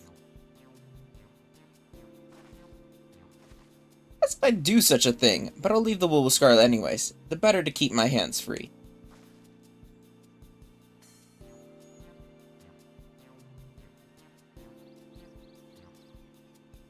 To begin, I suggest we try trading the wool to Havel, the saddler. He won't agree to the deal, of course, but it'll give us an idea of how much he'll accept for his wares.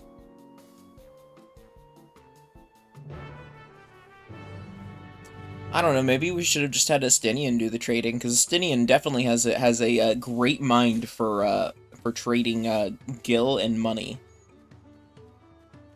Smile.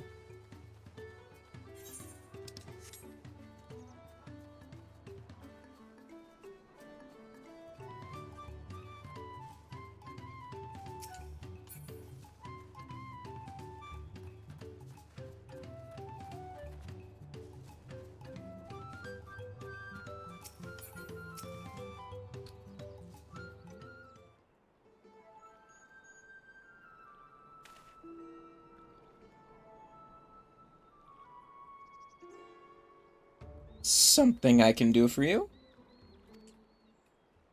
Come to Bargain. I need one of your special taming saddles to catch a wild alpaca. Saddle it is, and how will you be paying for it? With this basket of fine alpaca wool. His face fucking turned. What use does a saddle maker have for wool? Besides, this would barely cover the cost of a single strap buckle. Offer me something I'd actually want.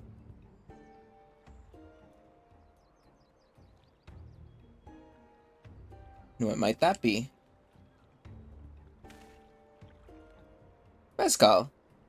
I'd like to nurse a cup at day's end while I inspect my finished work. Bring me a jug of quality stuff and you've got yourself a deal. This bodes well for us. Third promise, such a mezcal can be had for only 5 pel in the 1000th column.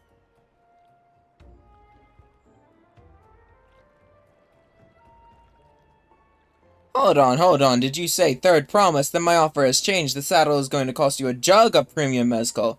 Aged 3 years at least. 3 years? That stuff is valued at 10,000 pel or more. Why have you doubled the price? Because I support the man of ambition who sees my business prosper. Zoral Jal will go to war with, and his cavalry will need saddles. Lots of saddles. It's nothing personal, third promise, but I won't sell you my craft for anything less than my asking price.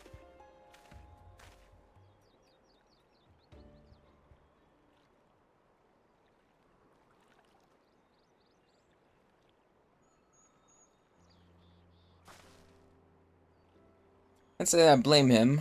I'm known for championing peace, and peace is unlikely to bring him more customers.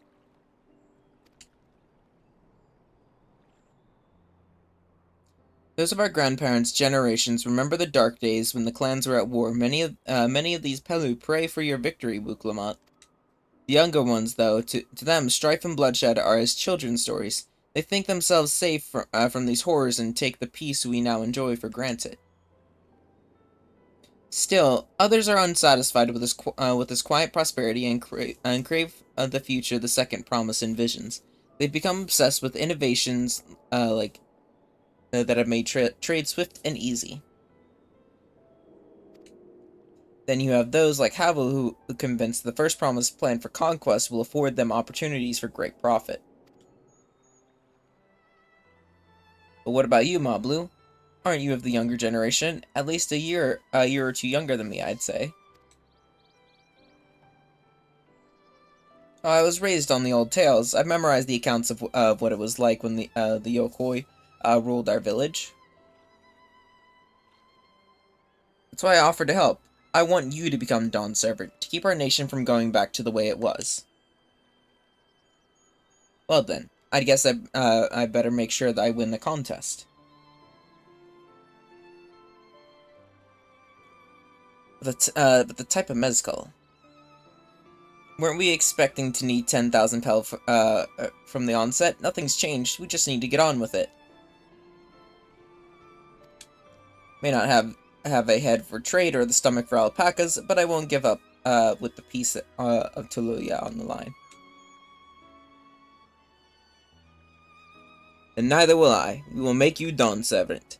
Aiming for that 10,000 pel jug right away will only bring us failure and frustration, so let's try exchanging the wool for anything, even a torch more valuable. The trick is to find someone who needs alpaca wool and is willing to trade at a loss to acquire it. Someone who supports your bid for the throne, for instance. Which would be...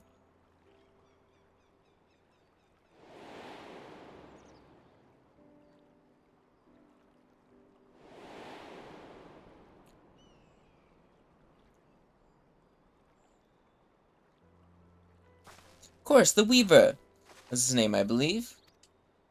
He went out of his way to say he agreed with my vision and he was here to buy wool.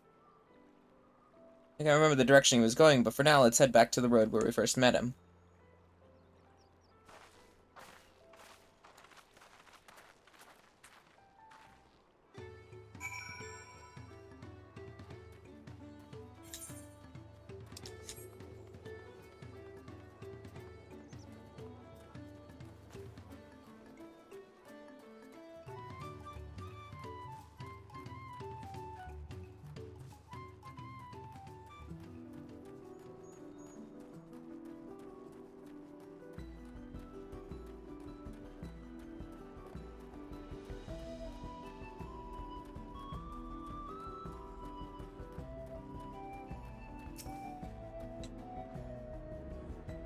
This is the spot. After this, I walked off to the south. Then he was probably going to Ivosi's Inn. Most visitors end up staying there. Let's go and check, shall we?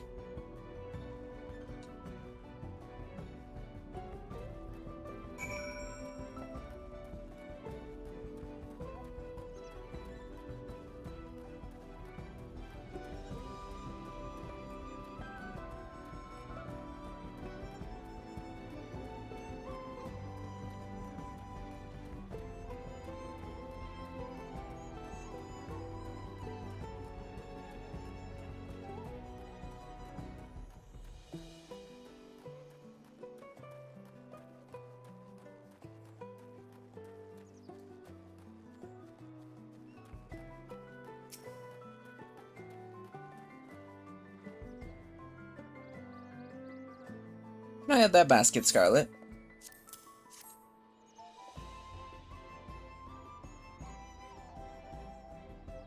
Let's see if we can turn a profit. Glad we found you. Are you interested in making a trade? You wish to do business, and we might ask what this is all about.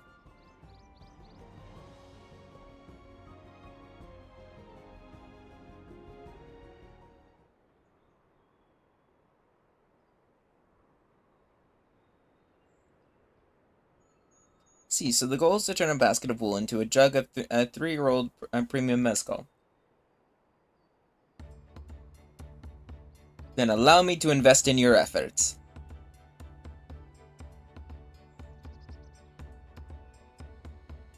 If it allows me to cross freely into the lands of my suppliers, naturally I would prefer that one pledge to preserve the peace win the throne.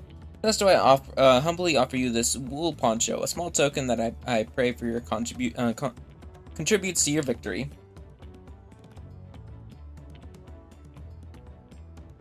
Oh, that's a fine craftsmanship. Garment like that would easily fetch 5 pel in the hundreds column. Very generous, but no, thank you. I promise I won't let you down. I have every faith in you, Third Promise. May fortune bless your future dealings.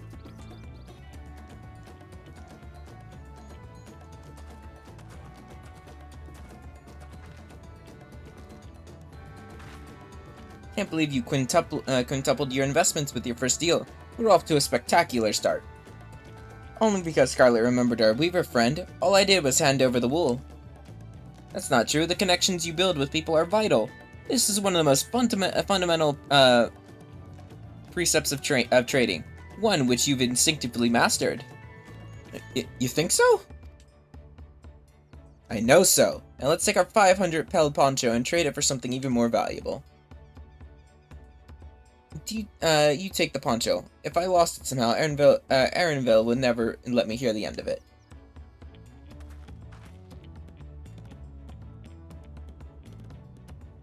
All set. Our next deal is waiting to be found.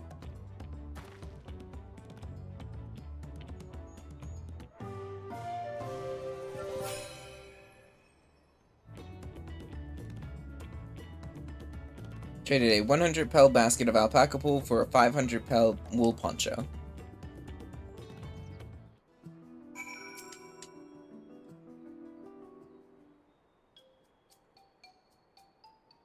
Leveraging connections is a sound strategy, but we should also consider supply and demand. Individual in urgent need of a good poncho will offer more than a merchant simply looking to stock his shelves. That makes sense, but how do we know if someone needs a poncho? They aren't wearing one, or they have fabulous sense of style.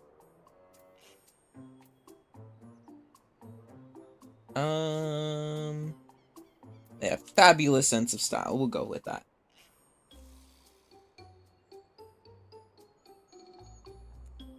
It's a nice sturdy poncho, but the design is traditional. I don't think fashion is a part of the appeal. So only those people with practical need would be interested.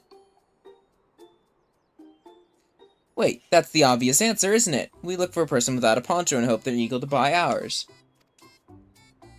Yes, there you go. We will find the demand for our supply.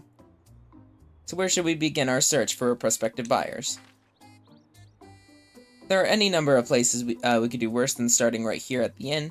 There might be interested travelers.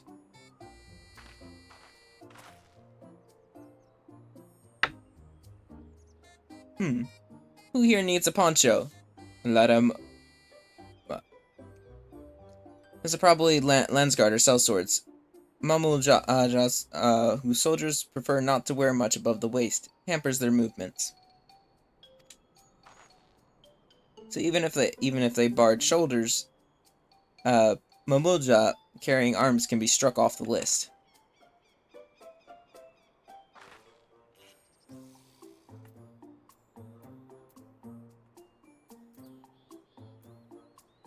This guy's already got a poncho on.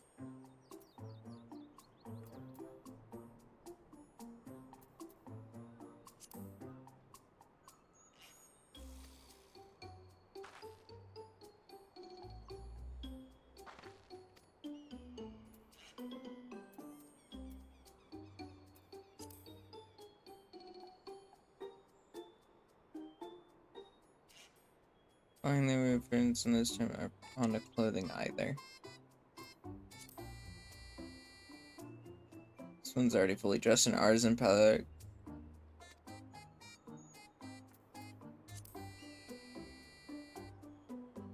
See, not a coat or cloak, but also no weapon. We might have a winner. Not a mercenary by trade, right? I was curious about your bold choice of dress, or their lack of.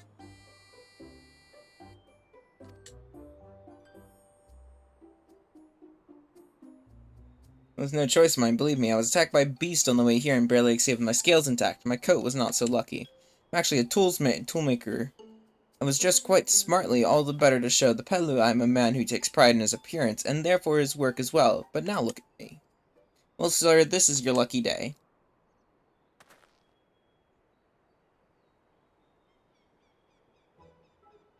A splendid poncho. This would be the perfect replacement for the coat I lost. I'd be willing to part with it if you'd like to make a trade for one of your fine tools, perhaps. What about this hatchet? Crafted it myself and will vouch for its quality.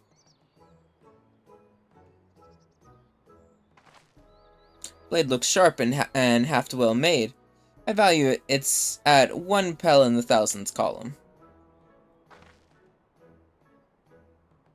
From 500 to 1,000, we have a deal. Wonderful. A fine garment such as this should put me on even footing with any Pelu merchant. Fine hand uses hatchets to harvest mate, and I thought to impress her with the tool I just sold you. No matter, I have other wares to sell. Glad I have to have met you. You hear that? We've already found our next buyer. Yes, but it's a fair distance on foot. We should take alpacas.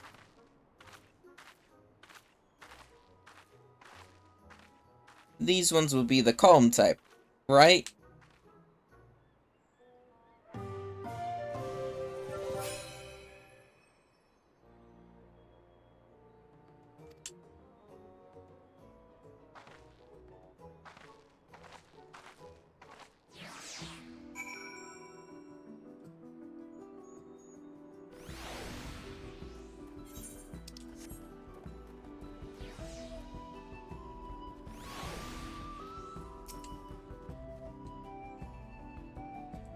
Well done, recognizing that Toolmaker is a potential customer. If you have a mind to change professions, you'd make an excellent merchant.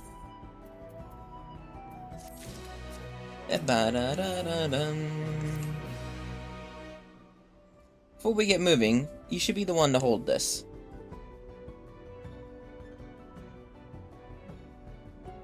With that, I suppose we should hop on the alpacas Mablu has so kindly provided.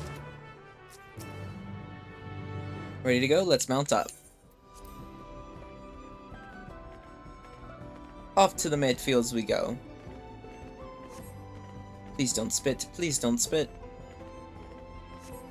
He'll be fine. These ones are accustomed to people.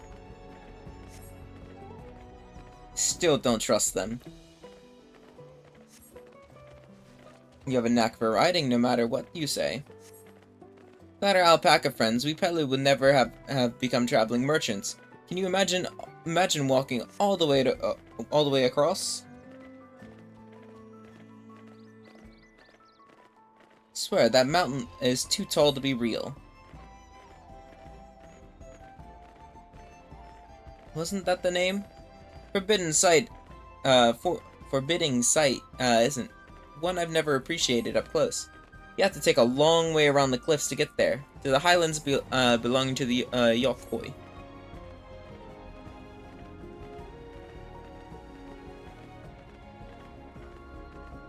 Said you were learning about the peddler profession. You don't care for ranch work? No, I love it. I love working with alpacas. But becoming a peddler has always been a dream of mine. It's just, I'm not sure I have the talent for it. If I can help you buy the taming saddle, though, then it'd be proof that I can do this after all. In that case, you best get ready to be a merchant. Look, we're almost there.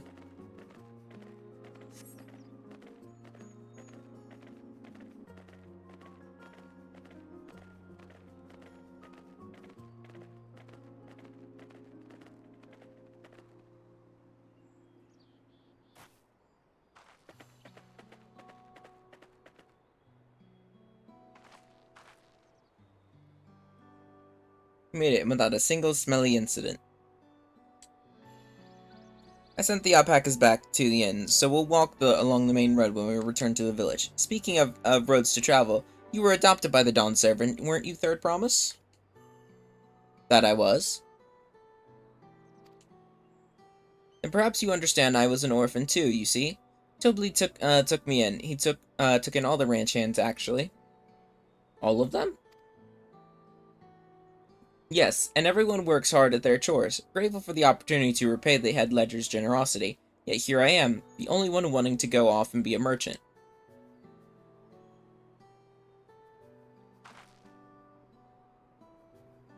I'm sorry, I don't know why I'm telling you this. We need to keep trading things for your saddle if you're prepared for the feat of gold. As it's mate harvesting season, I can't have too many quality hatches. Add to that, we'll should have no trouble making a favorable deal. Pass the hatchet to the third promise, and let's get to bargaining.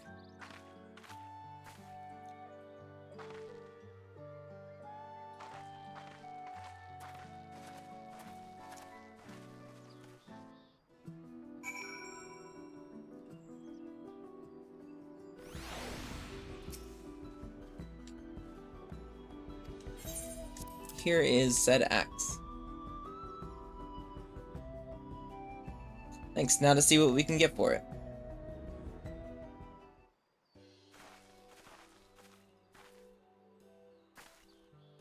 The owner of these fields. I have a mind to trade if you're interested.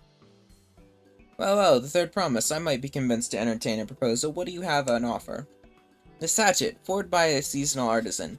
The razor edge of this exceptional tool will make light work of your crops.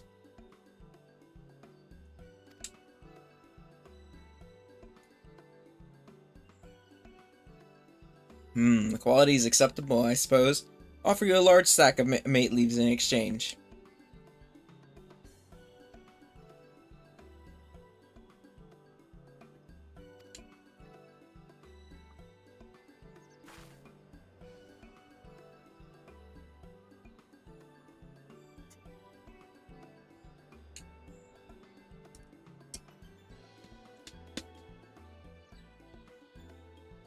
An ample batch of tools well in advance. Missed the window for demand. In that case, we'll have to fall back on connections. Think of it this way: a generous deal here will put you in the third promise's good graces. Surely that's worthy of consideration.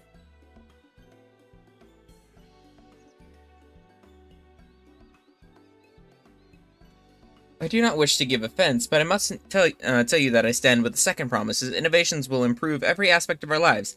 I believe including farming, and I will no longer have need of hatches.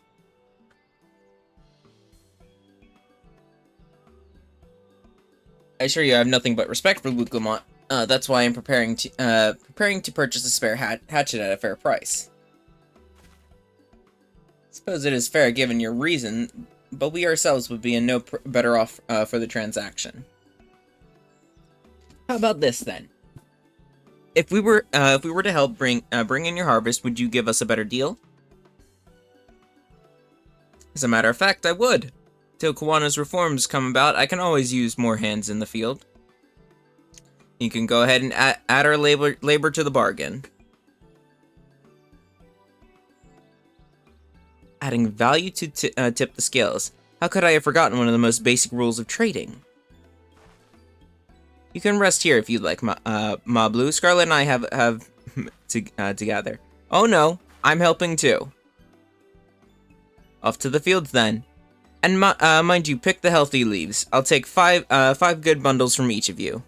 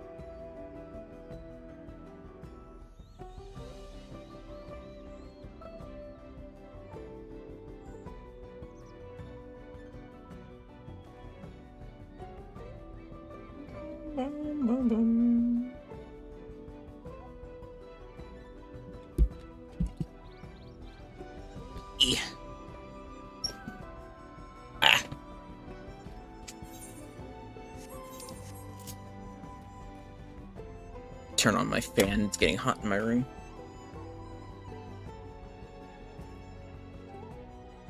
Much better.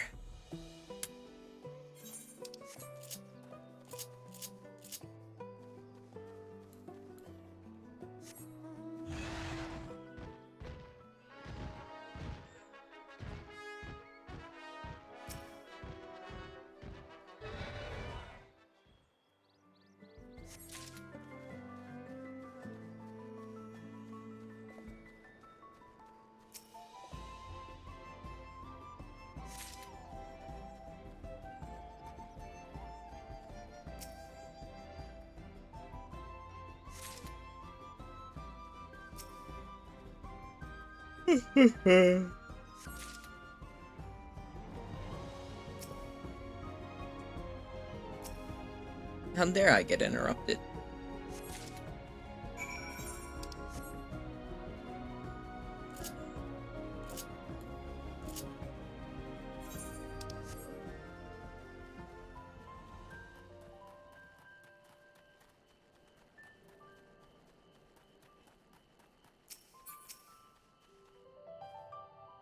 You brought me some leaves then.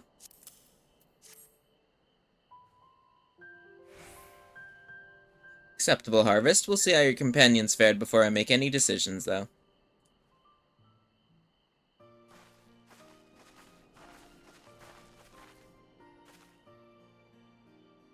We brought our share as well.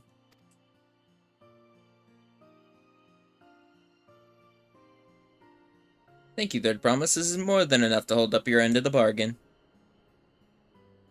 Now it's time to honor mine. After adding the value of your labor to the price of the hatchet, I'm offered to prepared to offer you the full sack of our highest grade mate leaves.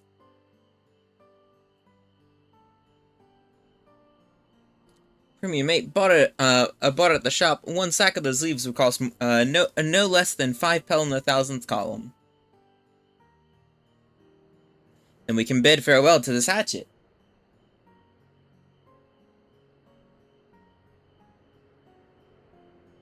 I'll give it a good home.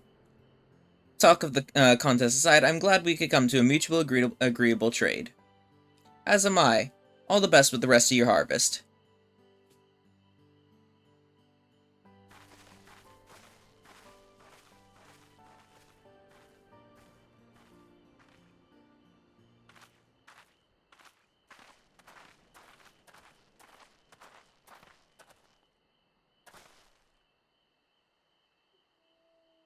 Blue, what's wrong?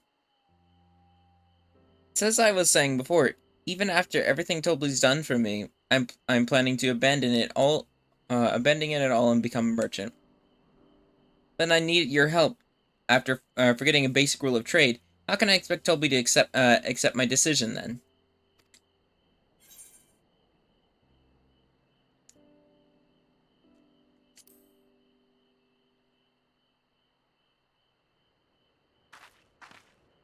Not exactly. I wanted to prove I could succeed as a peddler before I declared my intentions.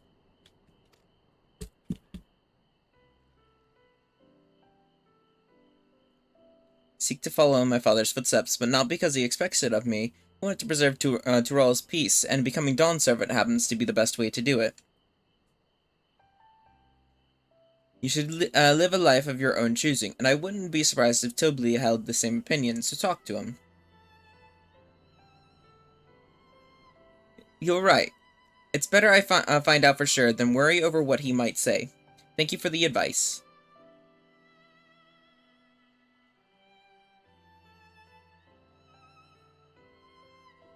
First, we have a saddle to buy. I want that success under my belt so I can be sure of my decision. What's next then? We trade our tea leaves for something halfway to 10,000 pel? Yeah, I think we're close enough now. I say we go straight for the premium mezcal. Bargain our way into doubling the value, eh? Think you can do it? Trust me, I will make this trade work. Admire you, Third Promise. That you're holding your own against such strong competition for the throne is inspiring. Am I actually holding my own against Koana and Zoralja?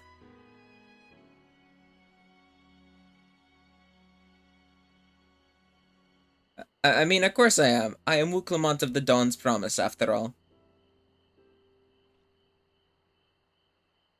I'm not buying it one bit.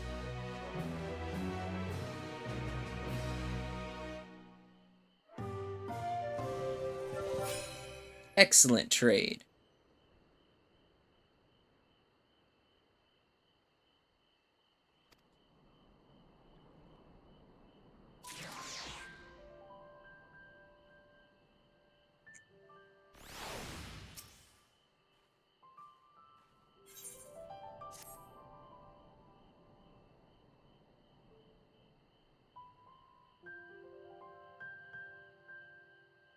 Here we go. Let me give you the mate leaves. I don't need to risk proving at Aaronville's point.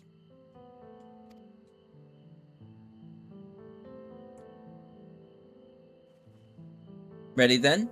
Our next stop is the Mezcal Distillery.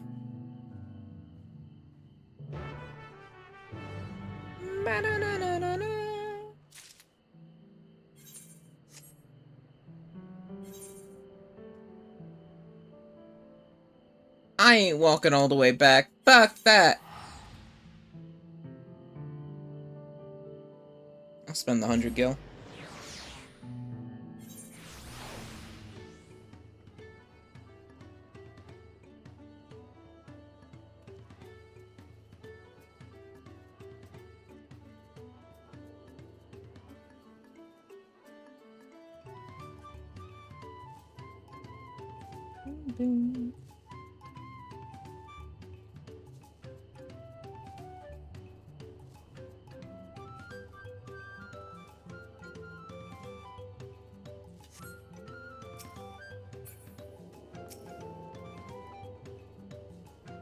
Who wants to speak with a man by the name of Gobli?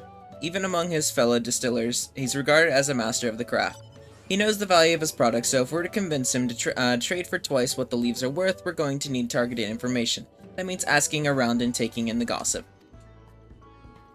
You could talk to the people here in the distillery, Scarlet. Perhaps Wicklemont could do the same at the village entrance. Meanwhile, I'll head to the north side and see what I can learn.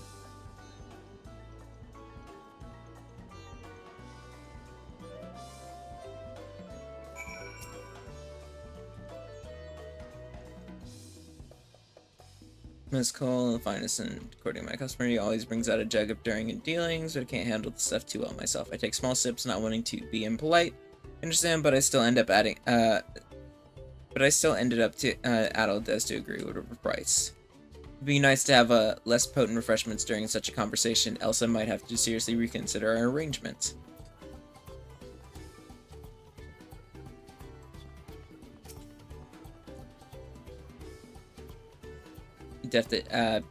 Might be a deft hand at distilling, but he's got no sense for when it comes to appearances. I'm gonna invite to the palace for business negotiations.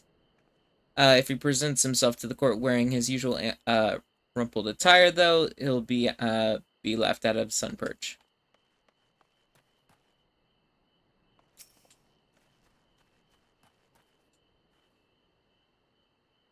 There's not much I can say about Gobli. But I can tell you what Gobli's been saying. The other day, he was muttering about monsters prowling around Gavejaws. That's the field where we gather ingredients for the mezcal. Presence has made it harder to procure said ingredients. That's driven up the price of his product. A boon, some might argue, but it's hard to celebrate when it affects the work as it does. Can't rightly bring joy to people if you can't keep making the things they love.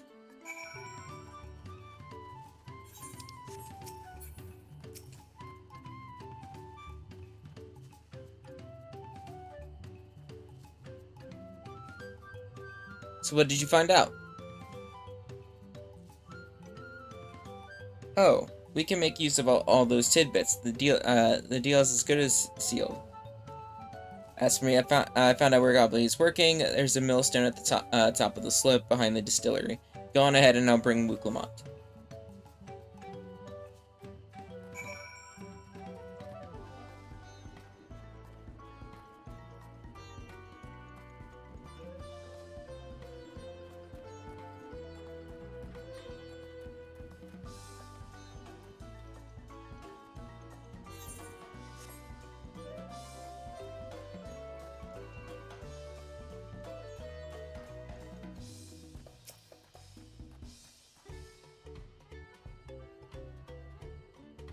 Business with me, sir?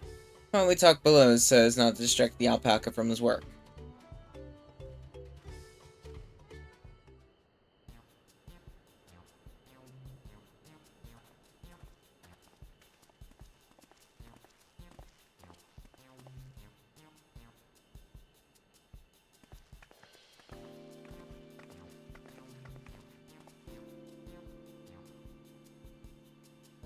Now what's this about? Keep it brief if you would. I'm a busy man. We're in the market for a 3-year-old jug of premium mezcal. Assuming you have any on hand, that is. An excellent choice. I must warn you, though, it doesn't come cheap.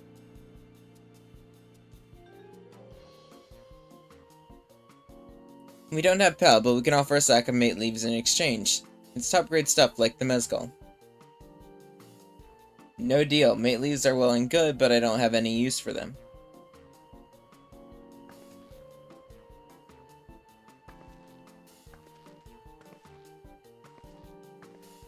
Just like that. I'd send you away empty-handed. Why don't we sit and chat while over a cup of mezcal?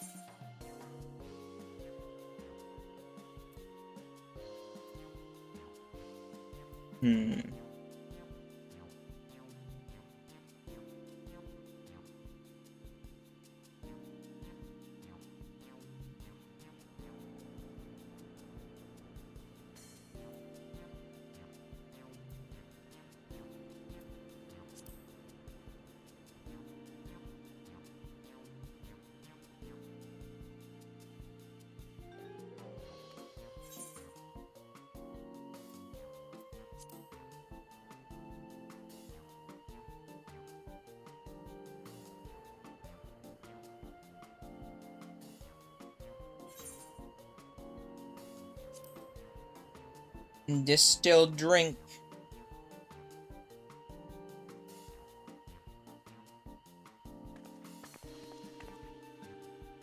Appreciate your hospitality, but I'm afraid I can't hold my drink. I've heard one of your regular customers is the same. Seeing as not everyone can enjoy mezcal, I wonder if you might benefit from having other refreshments to offer. Something like mate tea, for instance, and brewed from the finest leaves, of course. Ah, you're right, absolutely right. I had not noticed a growing reluctance on the part of my Obigo friend, but did not realize I myself was to blame. I must endeavor to be a better host. Still, even with that added value in mind, no sack of leaves is worth the mezcal you're after.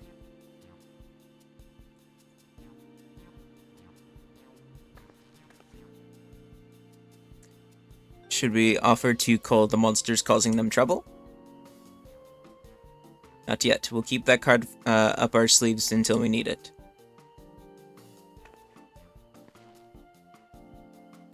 So I expect that you're aware the rite of succession is currently taking place. That's why the Third Promise has graced us with their presence. The contest is decided, and the subsequent action ceremony and banquet will be a prestigious affair. If you as mezcal were to be served there, it would bring your distillery immeasurable fame. Wait. Could it be that your rumored invitation to the palace is to discuss that very possibility? As a matter of fact, yes. I must admit, I'm still reeling from the abruptness of it all. It'd be a great honor and opportunity if I can secure the deal. Well, I should think your exceptional mezcal will speak for itself. That said, there would be no such thing as being too prepared, and first impressions last. You'll want to soon be wearing your very best when you walk into Valak Shunsa. It'd be a great shame to miss the chance of a lifetime simply for a want of proper garments.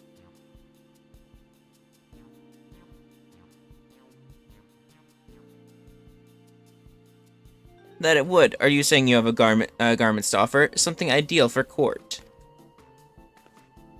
We have no garments on hand, I'm afraid, but we can provide you with the next best thing, an introduction to a weaver. His name is Bolonok, and his works are highly regarded.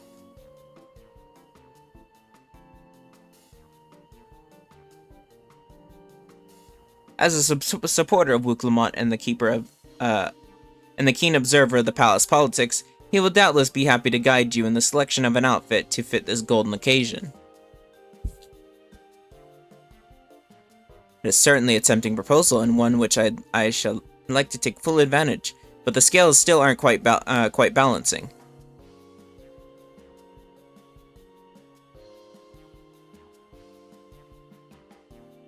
Say, weren't there monsters running amok in Agave Jaws? That's a problem we could easily solve for you. Truly, I would be most grateful for your immediate assistance. I I was resigned to hiring sellswords to clear them out. Factoring in the saved expense and an introduction to a trusted weaver, this is shaping up to be a sound bargain. Alright, you have a deal. Yes, I knew you'd come around. Give us a moment and Scarlet and I will take care of those prowling nuisances. In the meantime, I'll use the time to pen an introduction letter. The fields you're looking are just north. Be safe.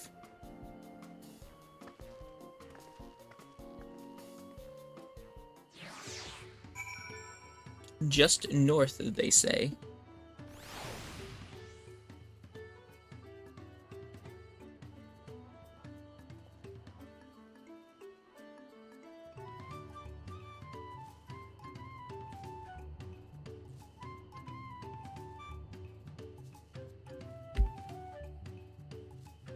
Bam, bam.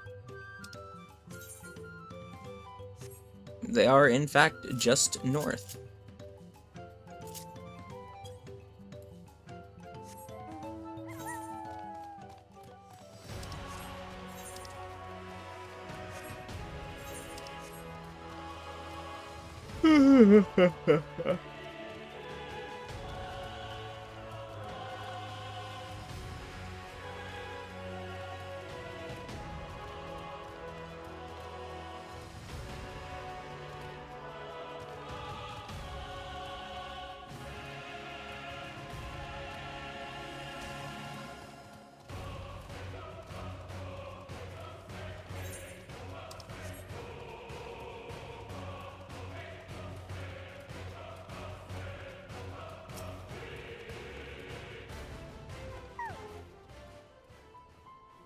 That should be the Vijals just over there. This will be fast if we split up. Come and find me once you finish clearing out your share of the pests.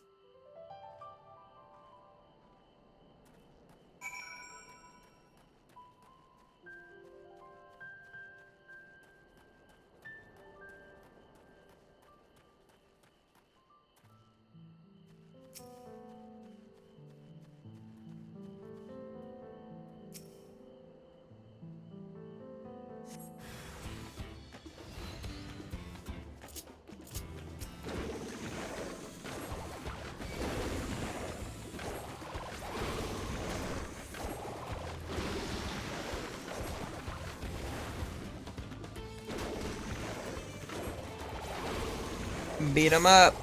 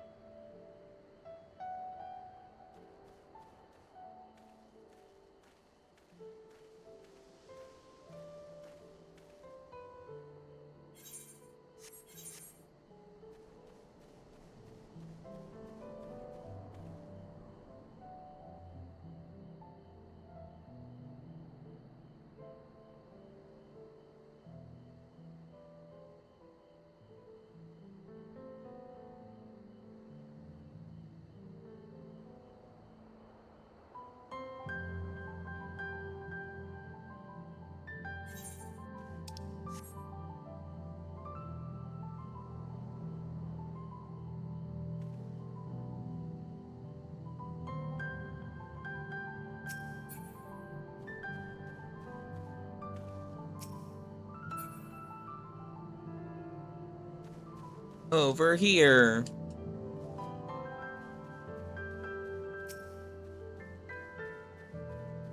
Destination to kill.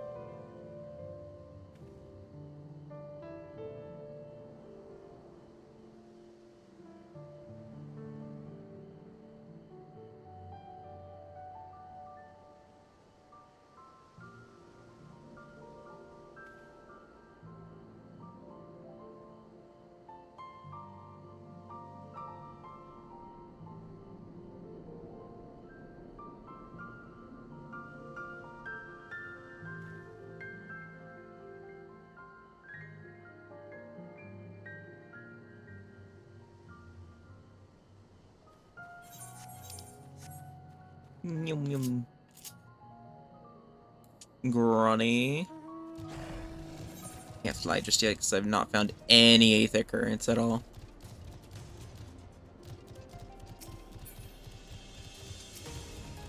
Nice, you killed shit. Compared to the creatures I hunted with Papa, this was this was no challenge at all. Yeah, they kind of did just fall over dead. Come on, let's head back to the distillery, and all that's left is give Mobley the sack of leaves so she can secure the deal. Ugh.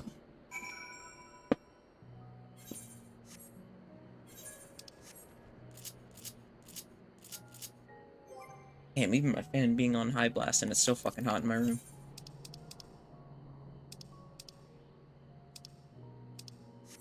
What am I doing?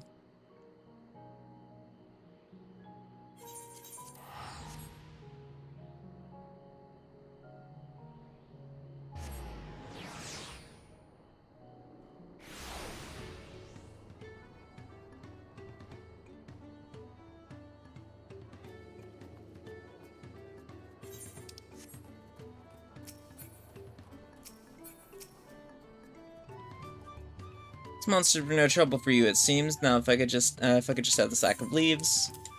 There you go. Even looking after our precious trading goods.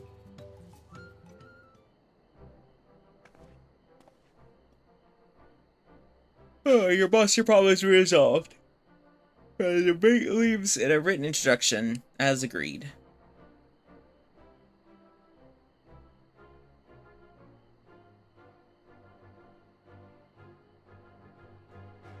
Deal is done. Here is your dog, a premium mezcal, aged 3 years. Please accept it with my compliments.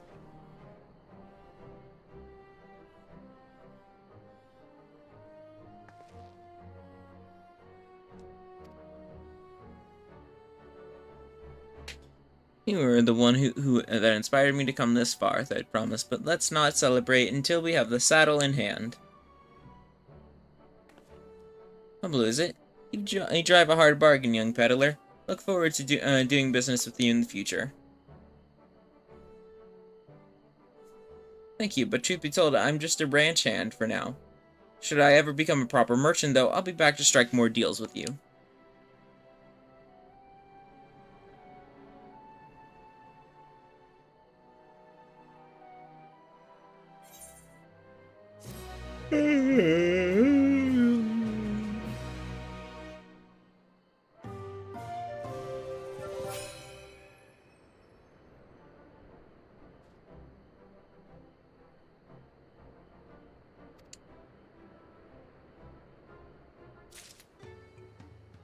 I need to go grab more water. I will be right back, guys.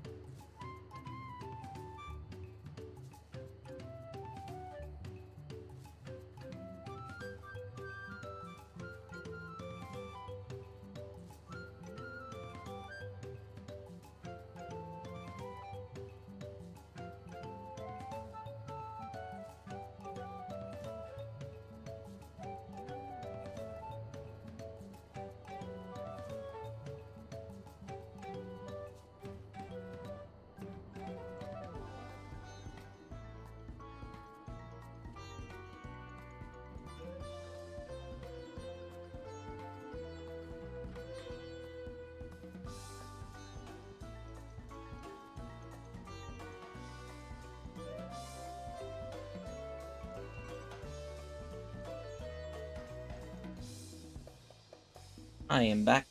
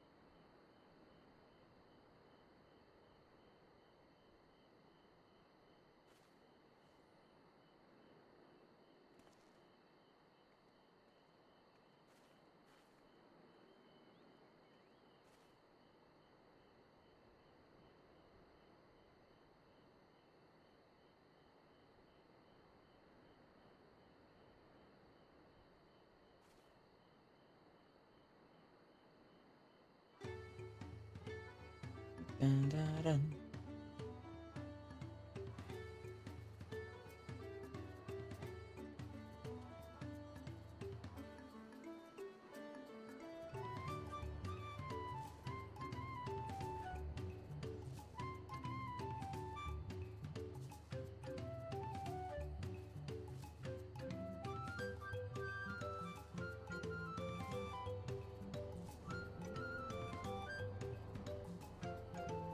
Shit.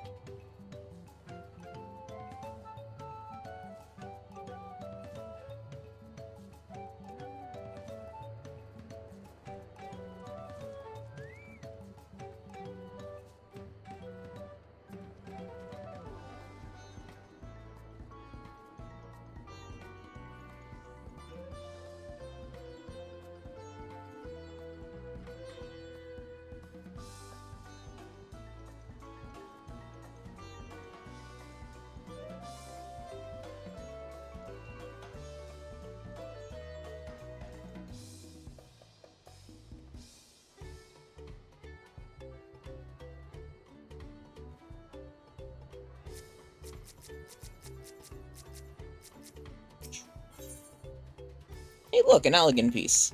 Or not, wait. Sorry, not elegant piece. Night World silver piece. Even at the palace, I don't think I've held 10,000 held a 10,000 pel jug of anything before. Hands won't stop shaking. Here, you'd better hold on to it until we get to the saddle maker.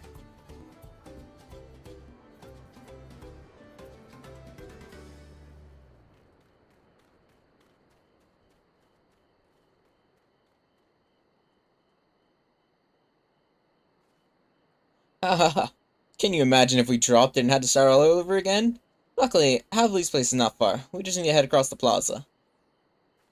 How about let's not joke about that?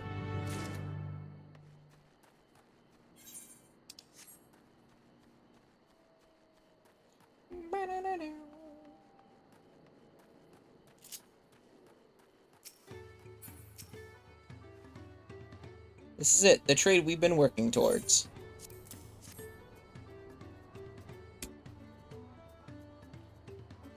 Still in one piece. Right, time to make our deal.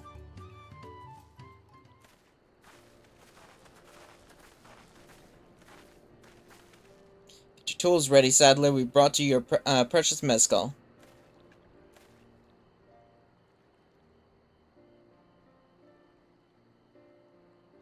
Wait, you actually got your hands on a jug? But you had nothing but you had nothing. A few measly clumps of wool. What we had was an aspiring trader with a gift for negotiation.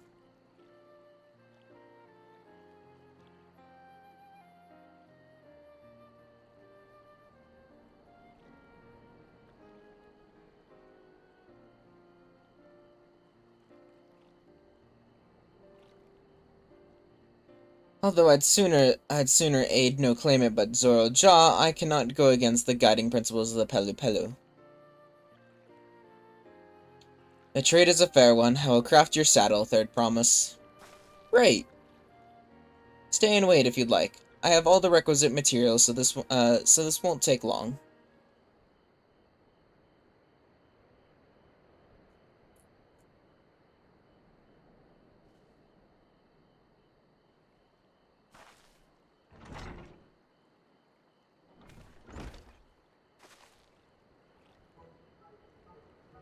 Commission is ready. Catching a wild alpaca is never a simple affair, but you'll have an easier time of it with one of my saddles. Now, if you don't mind, I have other work that needs finishing. Ah, I can taste that smooth mezcal already.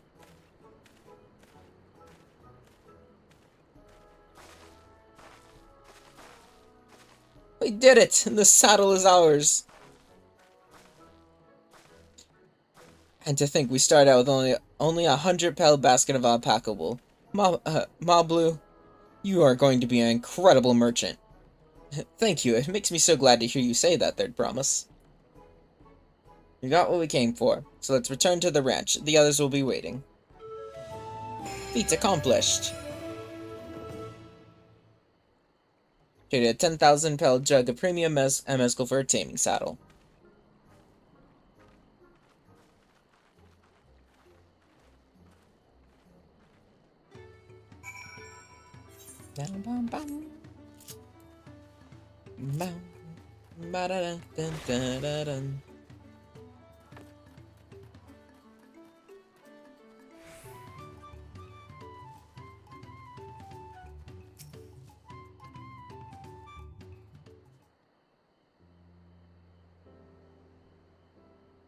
You've acquired the saddle, then? Yes, and thanks in no small part to Mablu.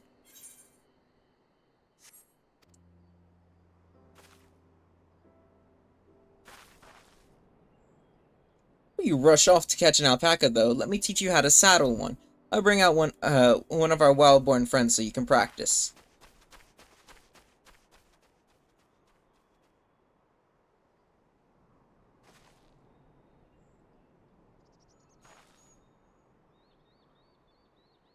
I know. This is something I need to learn.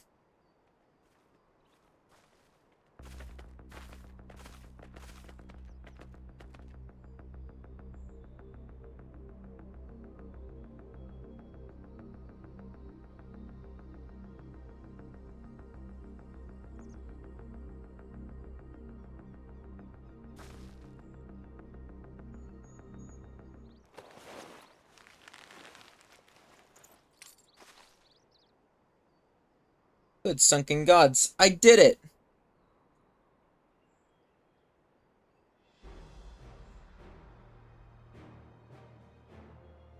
You hardly seem bothered, much less inclined to spit, as if he was completely accepting of Uclamont's touch.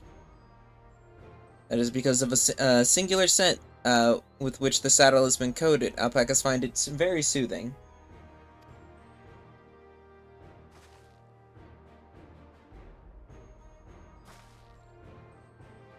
You know, I've never taken a good look at one of you before, but you're actually kind of cute. You're only just now noticing? Sirolja, he's back. What the fuck is that? Having done exactly what he set out to do.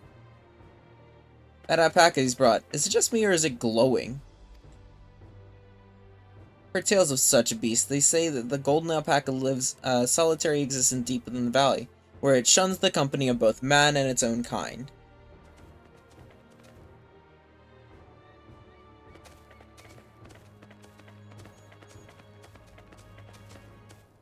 How did he manage to snare a prize like that?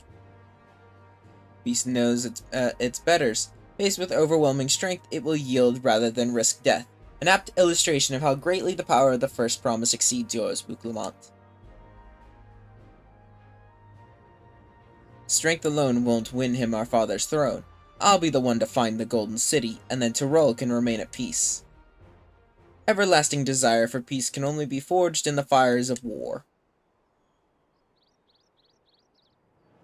To unite as one, the people must be taught. They must suffer the horror and hopelessness firsthand. Exhaustion from prolonged conflict, the wages of war, merciless nature, these are what moved the clans to join in the founding of Tyrolia, all those years ago. Consider the younger generation of this village. Since birth, they have basked in unbroken harmony, and behold, they regard war not as a tragedy, but opportunity.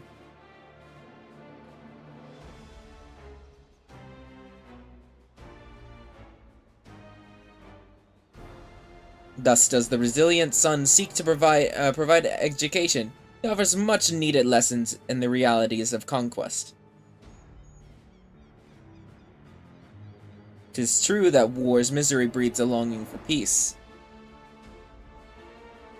But I have seen with my own eyes what becomes of an empire forged through the violence you propose, the rebellions it spawns, and the ruins it left behind.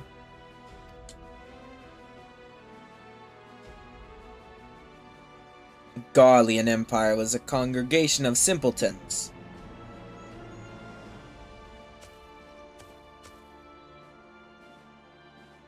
The oppressed fought back against their oppressors as well they should. Men are not beasts. Only a fool would seek to rule over all with the threat of force alone. This is why Guljaja did not elevate the Mulja. However, First Promise has his gaze fixed upon a more distant horizon, who unite not only Tulia, but the star in its entirety. But why? I need not explain myself to you.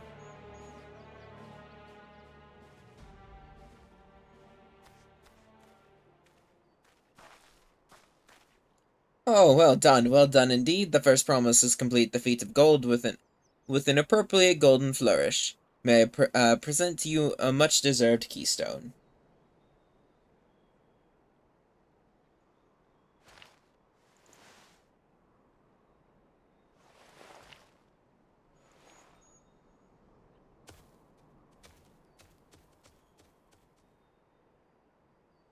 It's always been like that, never sharing his innermost thoughts with me, or even Koana.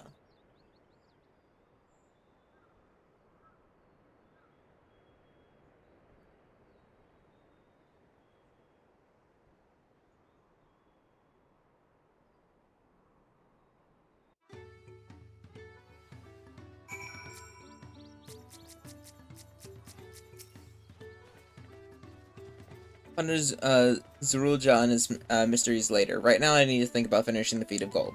I have my saddle, I've practiced on how to use it, so lead on to where the wild alpacas roam. Come on everyone, even if we can't enter ourselves, we can see Wukamon off on our hunt.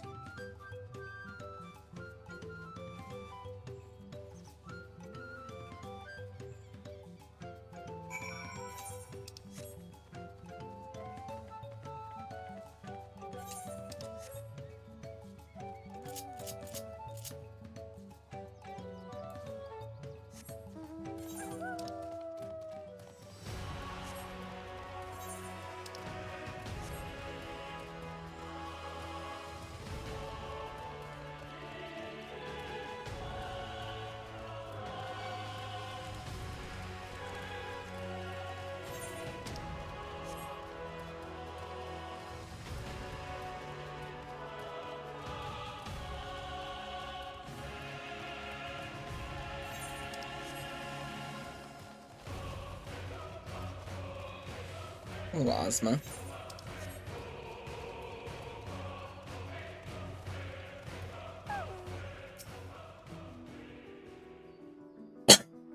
I can do this. I know I can.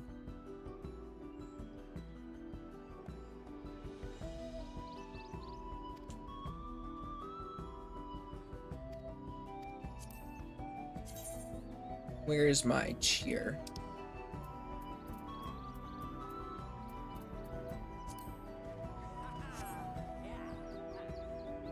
Aha.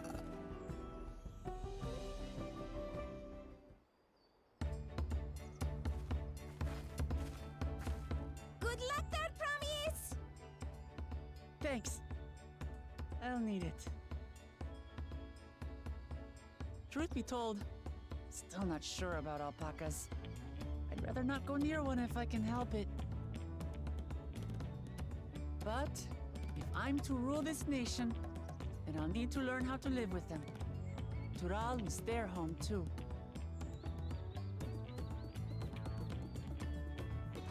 Right. I'm off. You got this.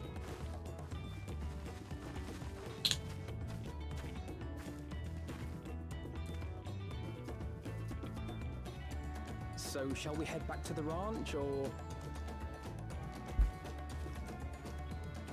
I'm staying here. As will I. Wooklamart is alone in this. The least we can do is stand watch and await her return.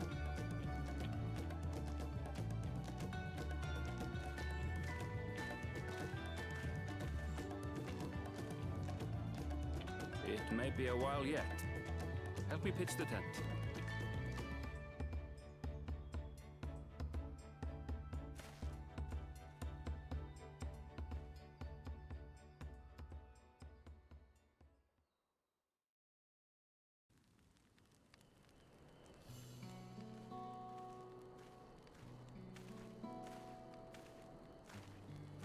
Trust a gleaner to come prepared for anything. What's a gleaner? Someone whose job it is to travel the world and procure uncommon things for their employers. Erenville specializes in finding animals, I believe.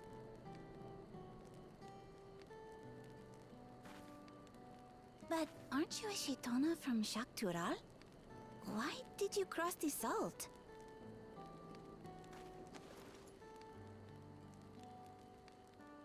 When I was much younger, the thought of leaving Tural never even occurred to me.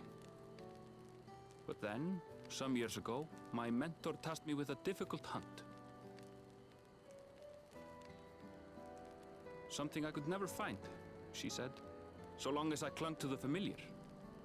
She suggested that I leave home, leave Tural, and join the Gleaners of Sharlayan. As one of their number, I could experience the world, immerse myself in myriad cultures and customs, see the many faces of nature. And once I had learned what is truly important, I would find that which I seek. My younger self took those words to heart, and off I went to become a gleaner. Her words alone moved you to leave behind everything you'd ever known? You must have great respect for your mentor. As it happens, gleaner work was much to my liking, and I all but forgot why I had pursued it in the first place. Yet, events conspired to put me back on the trail I'd abandoned. Wait, are you saying you were tasked with finding the City of Gold? I was. And though my hunt is now entangled with the right of succession, I mean to see it through. Well then, I understand completely. We all have our reasons for seeking the Golden City. Which is all the more reason for us to work together. Just so.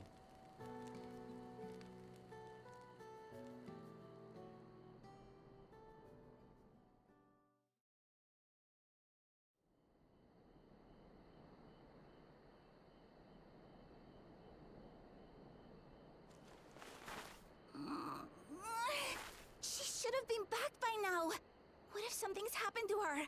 We need to tell Tobli and arrange a search party. Wait. Do you hear that?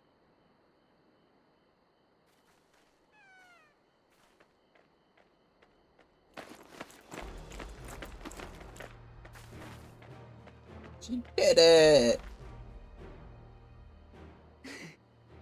I did it.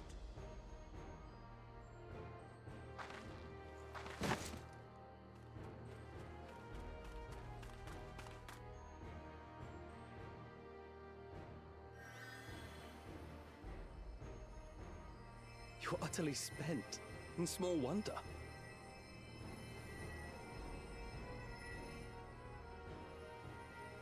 Well done, Third Promise. The ranch isn't going anywhere. Take a rest in the tent.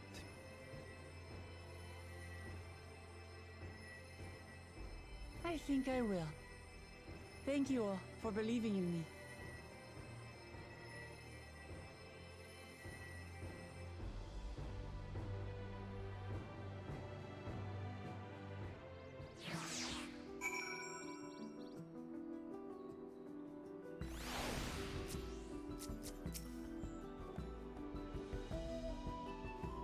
So relieved the third promise came back to us safely. The alpaca she tamed is a healthy-looking beast. Surely this will be enough to satisfy the feat of gold. I'll take the funny silver piece. It's more gill.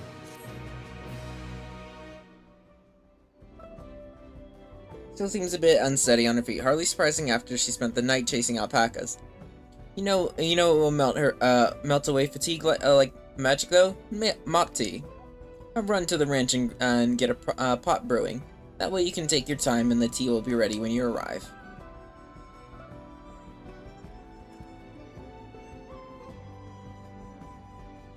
We shall set a slower pace for our exhausted third promise.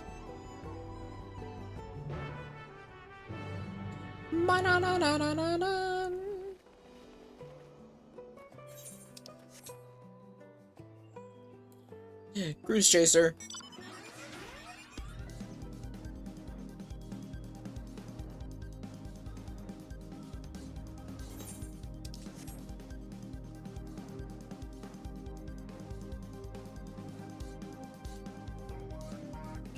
Forward and back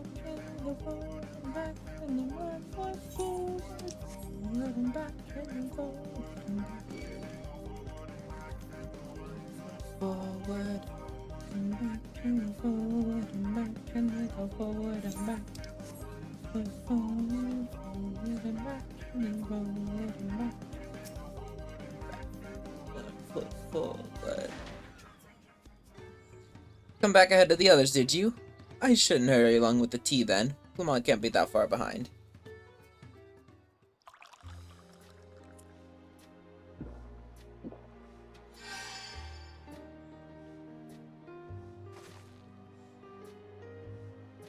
He really is magical. I feel better already.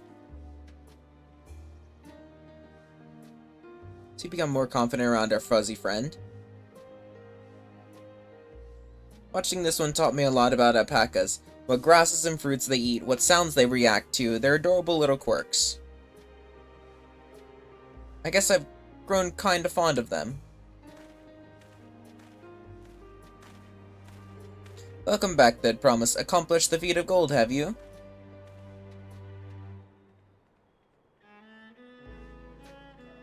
Yes. There's no mistaking a valley alpaca.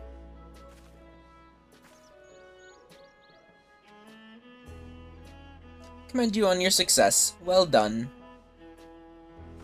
We did it!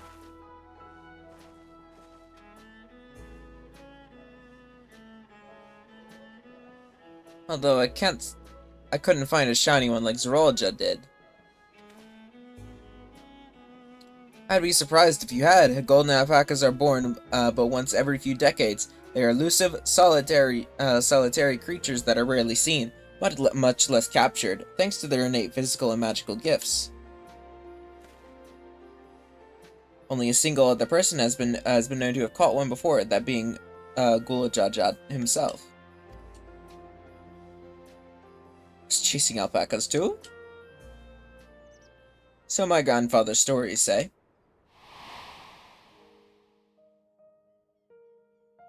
Before the founding of Dora, in a time when the mountain giants, the Yokot, held our people in thrall. Compelled by their overlords, our forebears would ride their alpaca mounts to the highlands to deliver gifts of food and other tributes. Those were wretched days to hear grandfather tell it. Then along came the young Guljaja, yet unburdened by the mantle of Dawn Servant. Our people were amazed by the imposing two-headed figure, equal to the Yokoi in stature, and puzzled by his entourage of mismatched companions. Some trembled in fear, believing a new conqueror had come. Yet Guljaja showed no such inclinations. He sat and spoke with us, sipping from the cups of mati we offered him, and grew somber when he learned of our plight.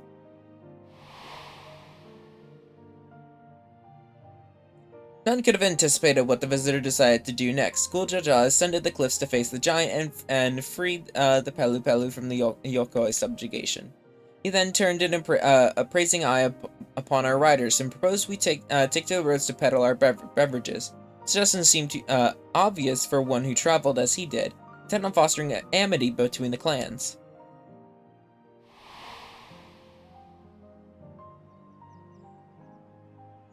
So it was. The first words from Guljaja transformed us into a clan of itinerant merchants.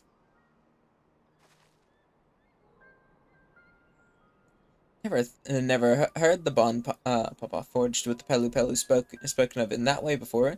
Saga is not so detailed. Then you may not know about Guljaja sought a sure-footed guide for his trek up into the highlands. Thus did he capture a golden alpaca. So both my brother and father caught the rarest of creatures, while an ordinary one was the best I could manage. Fetus required no more than that, third promise, and you brought back a perfectly wonderful beast. Mablu's right. You're a perfectly wonderful beast. Anyone's ordinary, it's you.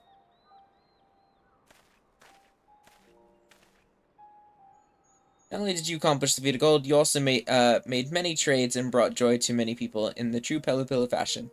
I sorely doubt your sibling could have achieved the same result. You should be proud of your accomplishments, which earned you your keystone.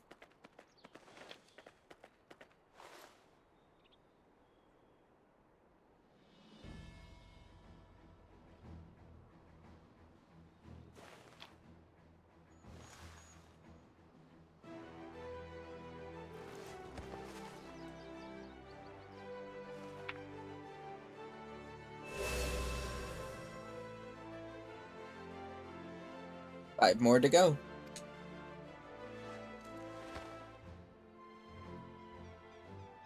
You're well on your way, third promise. We have been lost without you, Mablu. Thanks to you, I've learned so much about the Pelu people and your customs. Might seem obvious, but I've come to realize the importance of properly knowing something. It was because I didn't understand alpacas that I was uncomfortable around them. Thankful to you as well, Wuklamont. You've given me the courage to say what I wasn't sure I could ever say.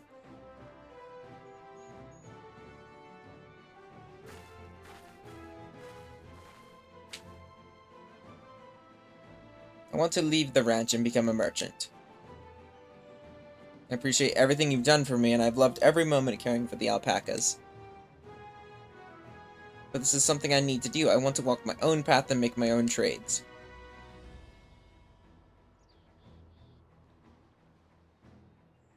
As your parent, allow me to say one thing. I've always tried to give my wards lives filled with as much happiness as I could provide, yet never once have I wanted to be the only happiness you knew. You have my blessing to walk any path you choose, Mablu. Gladdens me to hear you have found a calling you wish to pursue with such passion. You will make an exceptional peddler, I'm sure of it.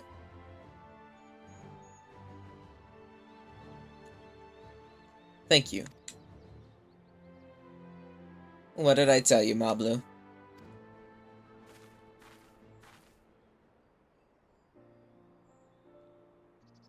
One last thing I can help you with there, I promise. You need to find the Golden City, right? That's the end goal. And I suggest you talk to the Yokoi.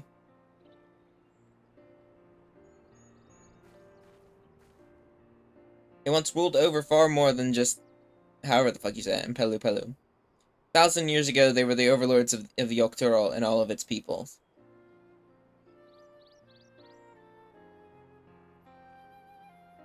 During that era, the Pelu Pelu were commanded to search for a city of gold. Scoured every corner of the continent, but never found any trace of that fabled place. But if they didn't find anything, what could the Yokoi have to tell us? They might not have found it, but the fact is that they thought to look for it at all makes me curious. Perhaps there's value into delving into how the legend originated.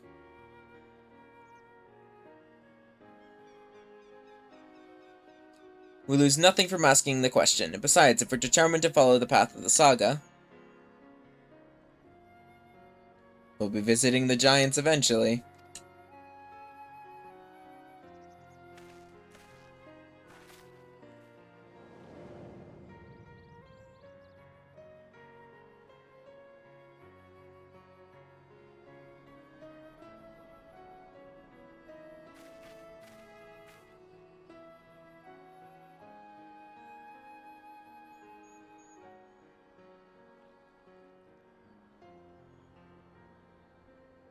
My earring. Do you recognize it?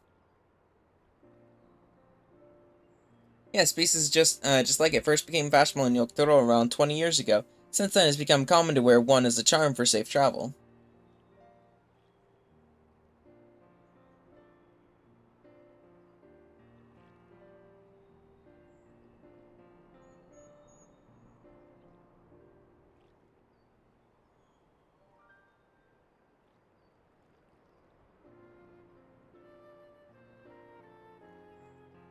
Grandfather made his journey, yet the Dawn servant implied the earring was connected to the Golden City.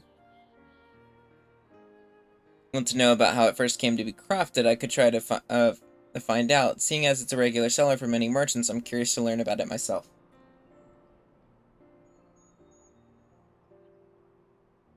Appreciate that very much, thank you. Jumping first into peddler business, Malibu?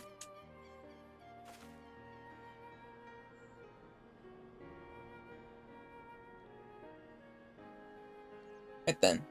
2 keystones down, I say we head back to Toroya and plan our next move.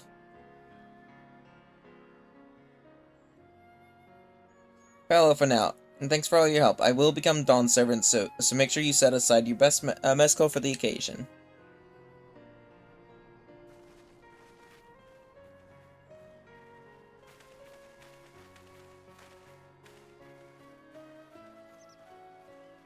She's a fearsome opponent, that brother of hers. He even brought a golden alpaca to here.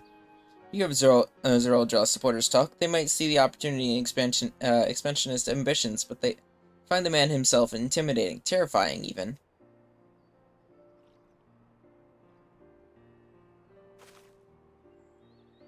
As I've grown to love Vuk Lamont. Everyone she meets will come to love her too, and that's why she'll win the throne.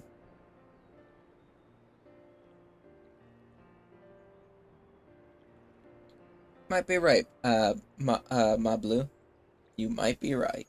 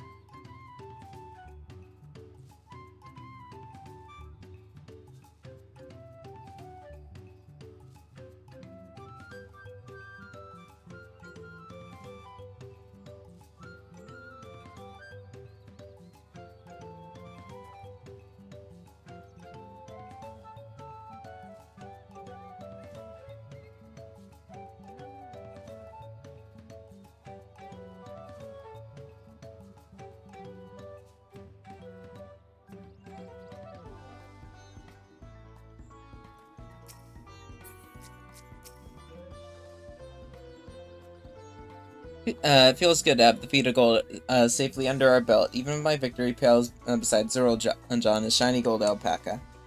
I know I shouldn't let it bother me, and gods know you've all been so supportive, but I want to be strong, or wise, like my brothers. To be a promise that people respect.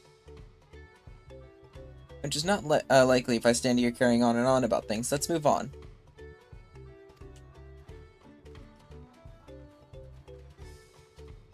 Bum, bum, bum, bum, bum.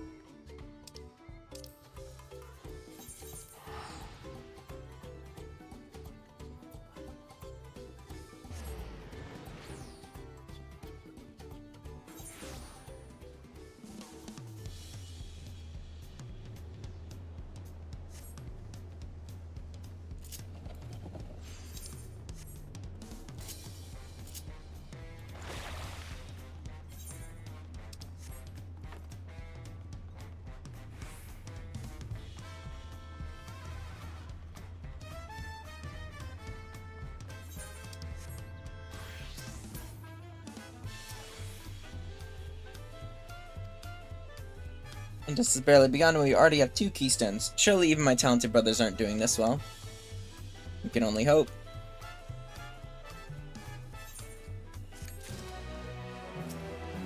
Ah! I have to be level 91.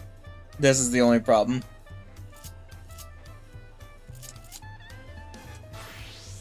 Because I should have been 91 with getting both the levels there for that.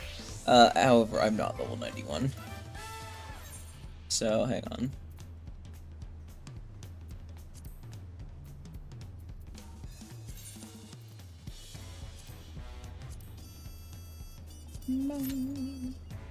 Damn, 21 minutes because I'm not. Because I'm a DPS. That's kinda cringe, actually.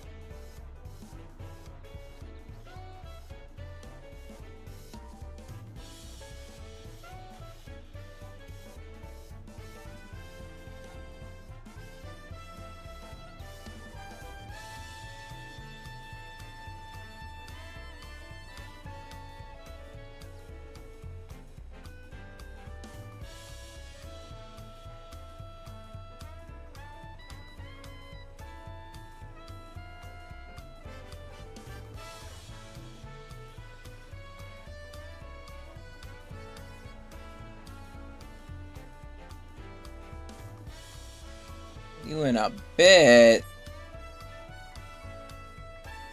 What's a bit?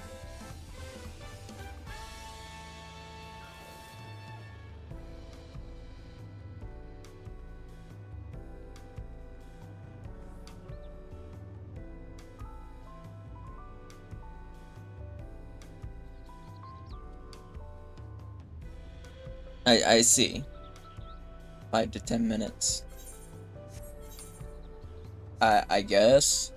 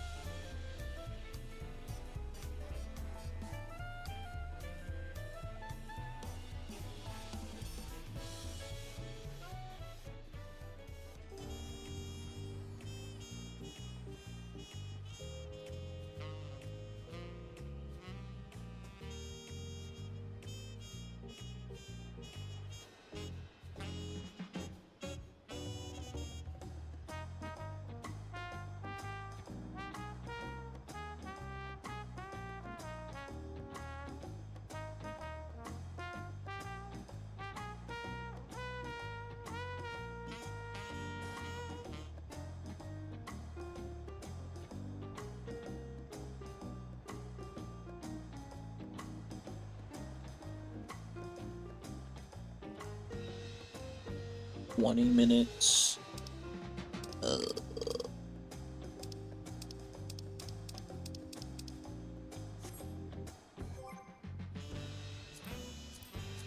Even doing like a normal like trust dungeon wouldn't even do much for me.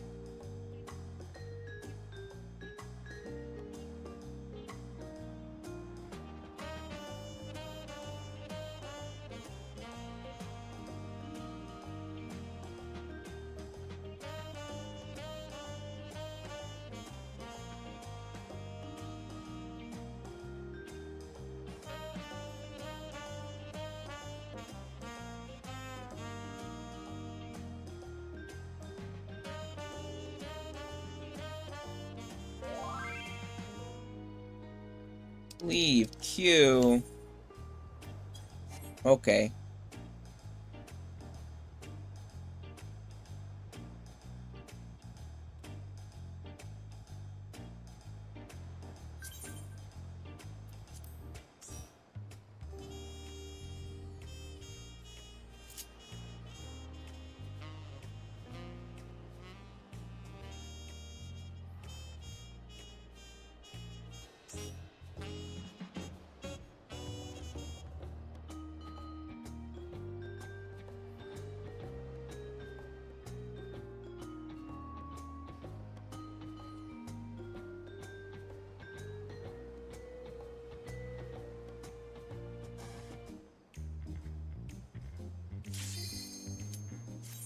Wow.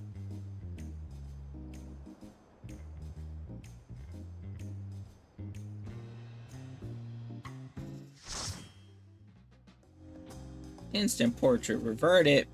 But my portrait, what the fuck is this dungeon?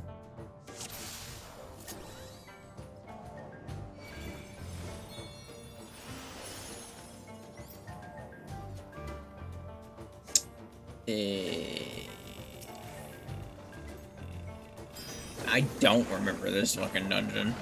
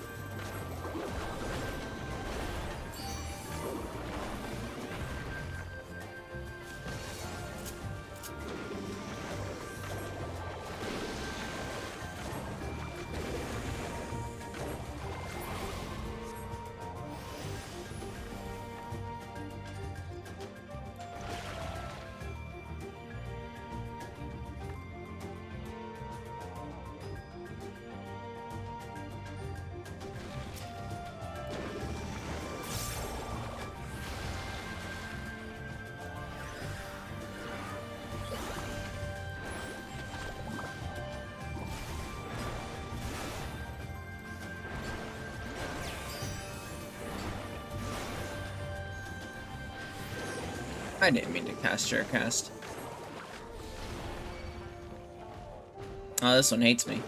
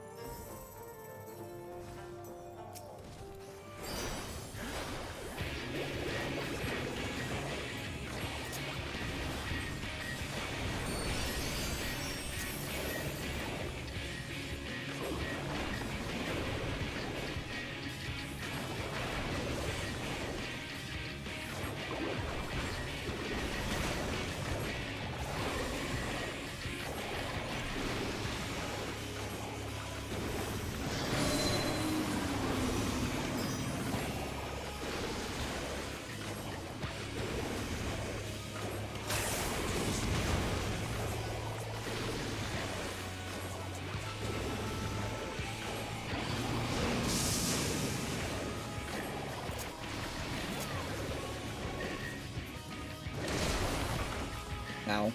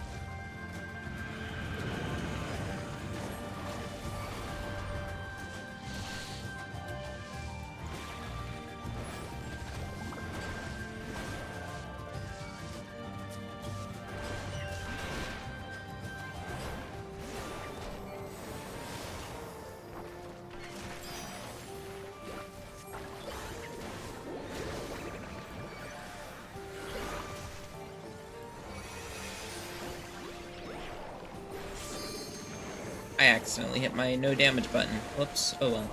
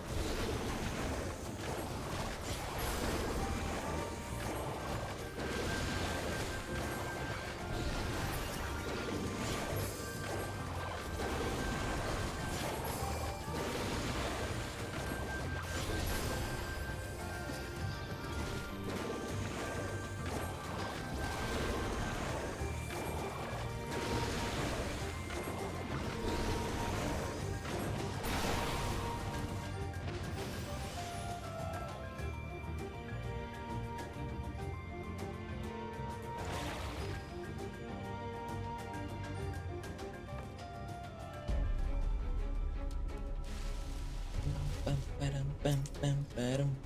Boom, boom, ba-dum, bum, bum, ba-dum. Ba-dum. I forgot to activate hammers. Oops.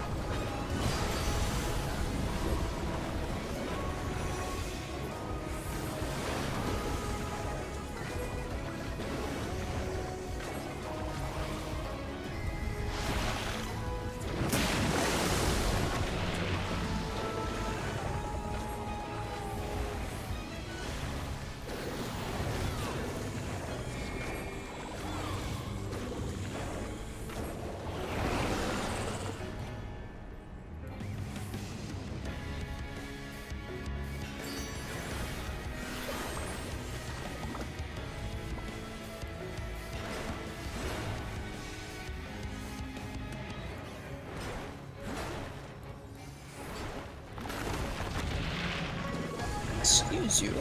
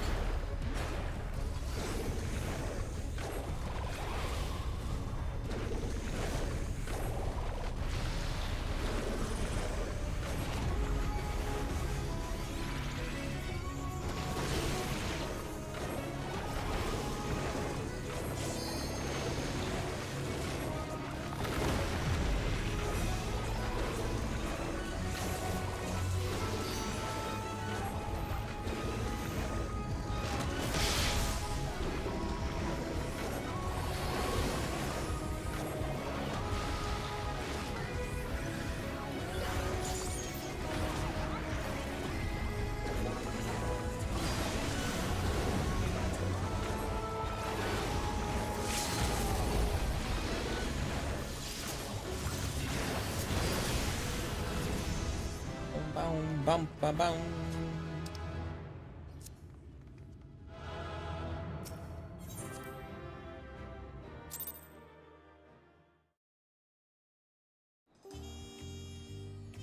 Level 91, Pog.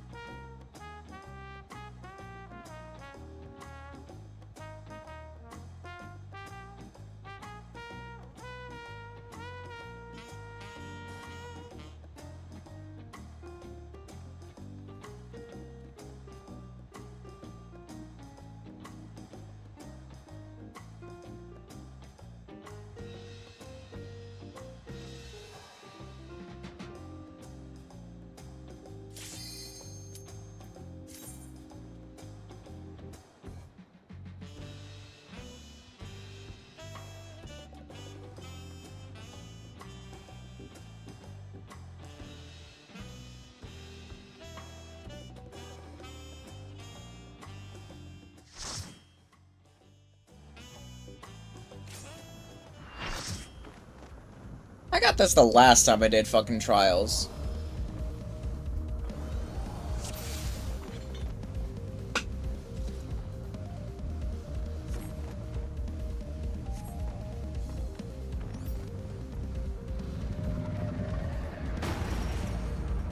Ow.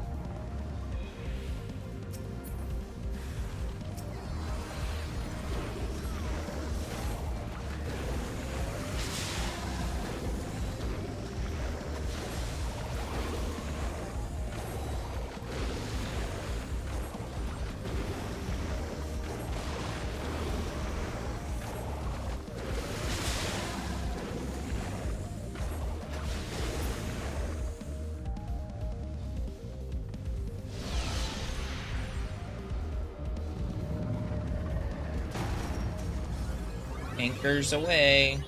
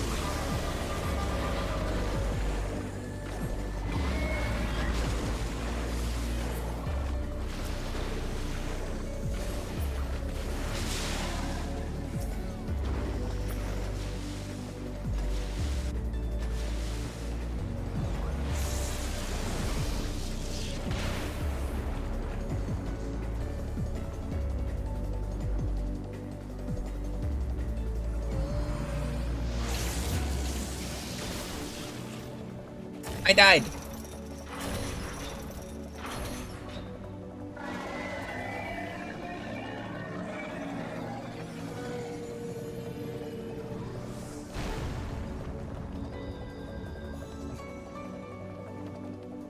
Not expecting to die to the fucking lightning.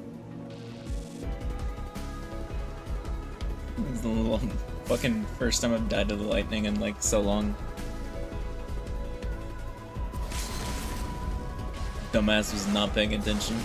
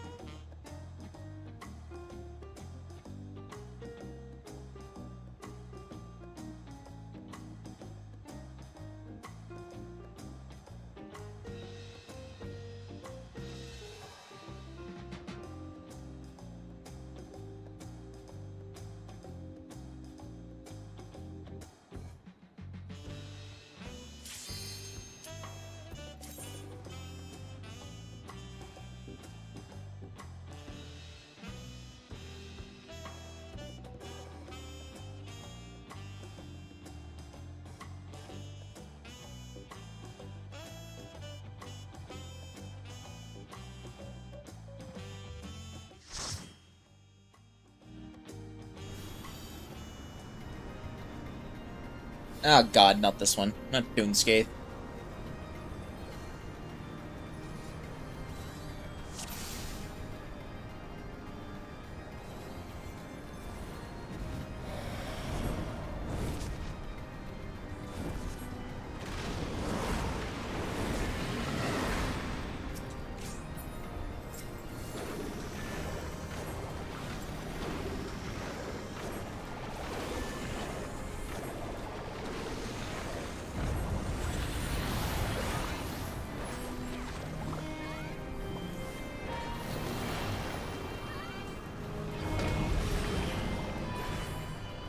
Oh, that still actually hit me. That's cool.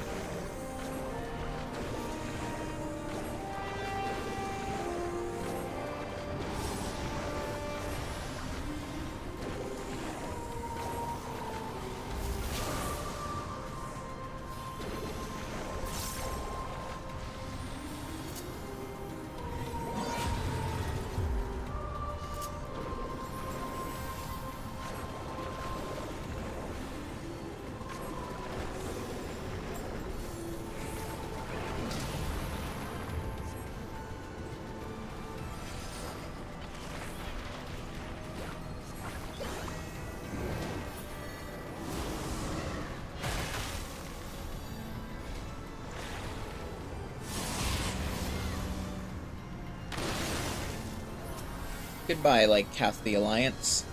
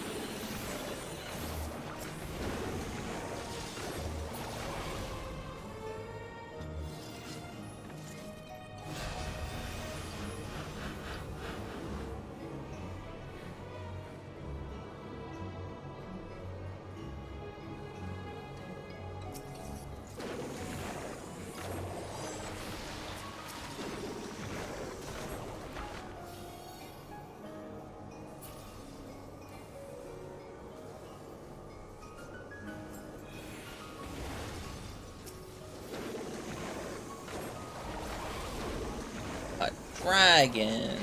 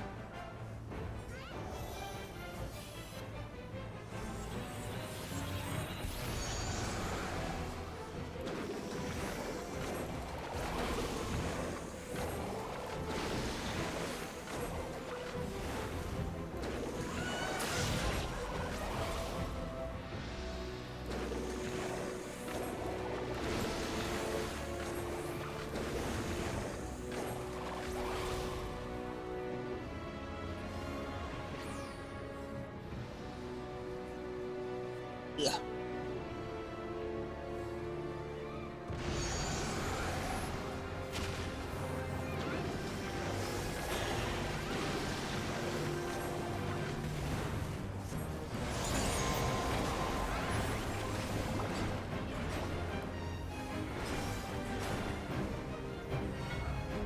Oh, that's my bad. I'm dumb. I hit it again. I didn't touch it that time. Stop touching it.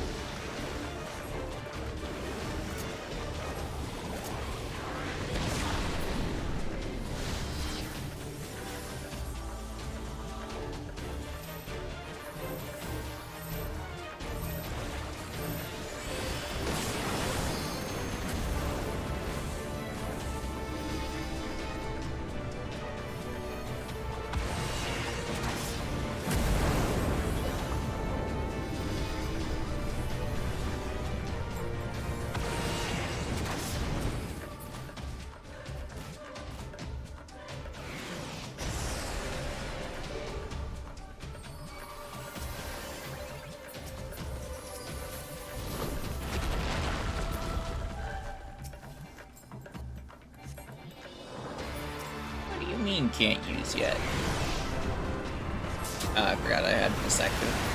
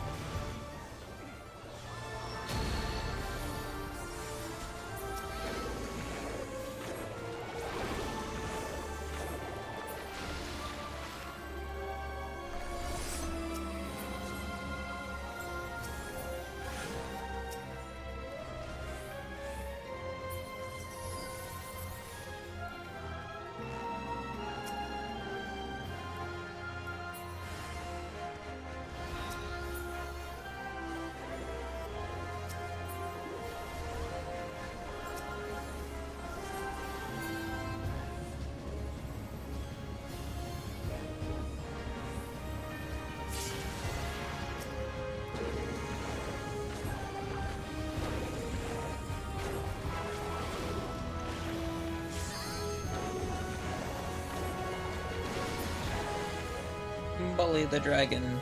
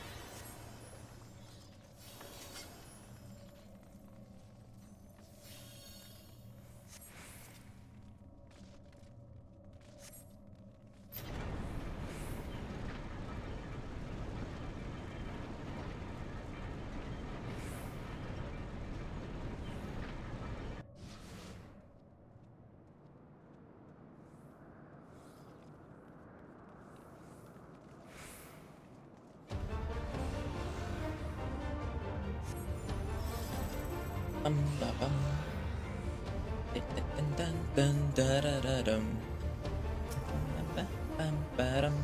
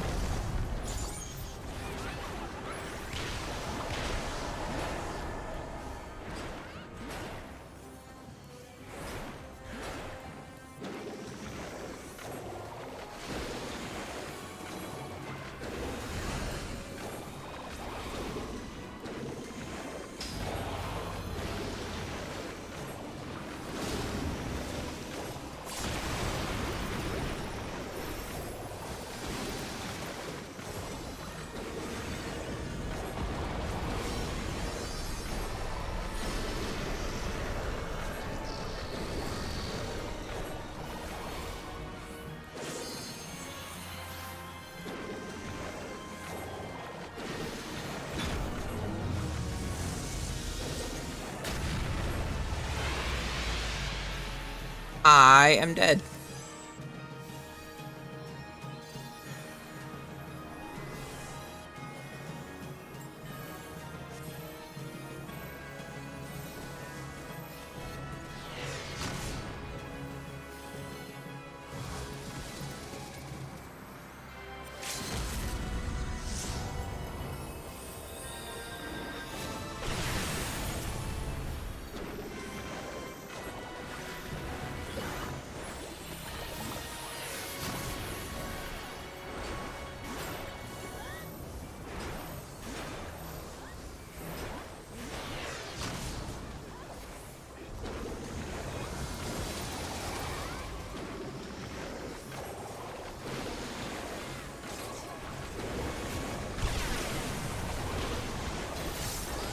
Kill him.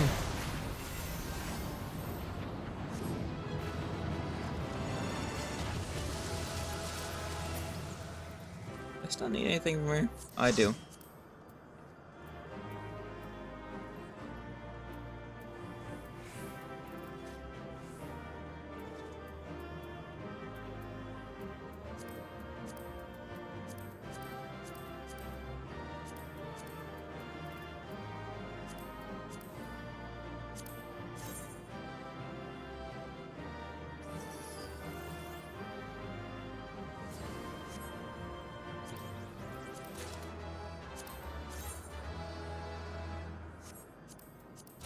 Agreed on both of those.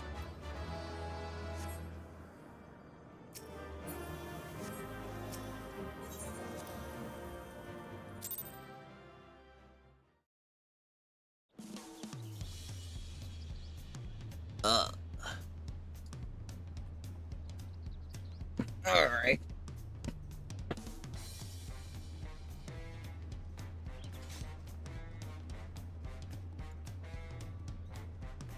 I think that's gonna be it for me for tonight, because I'm getting pretty tired.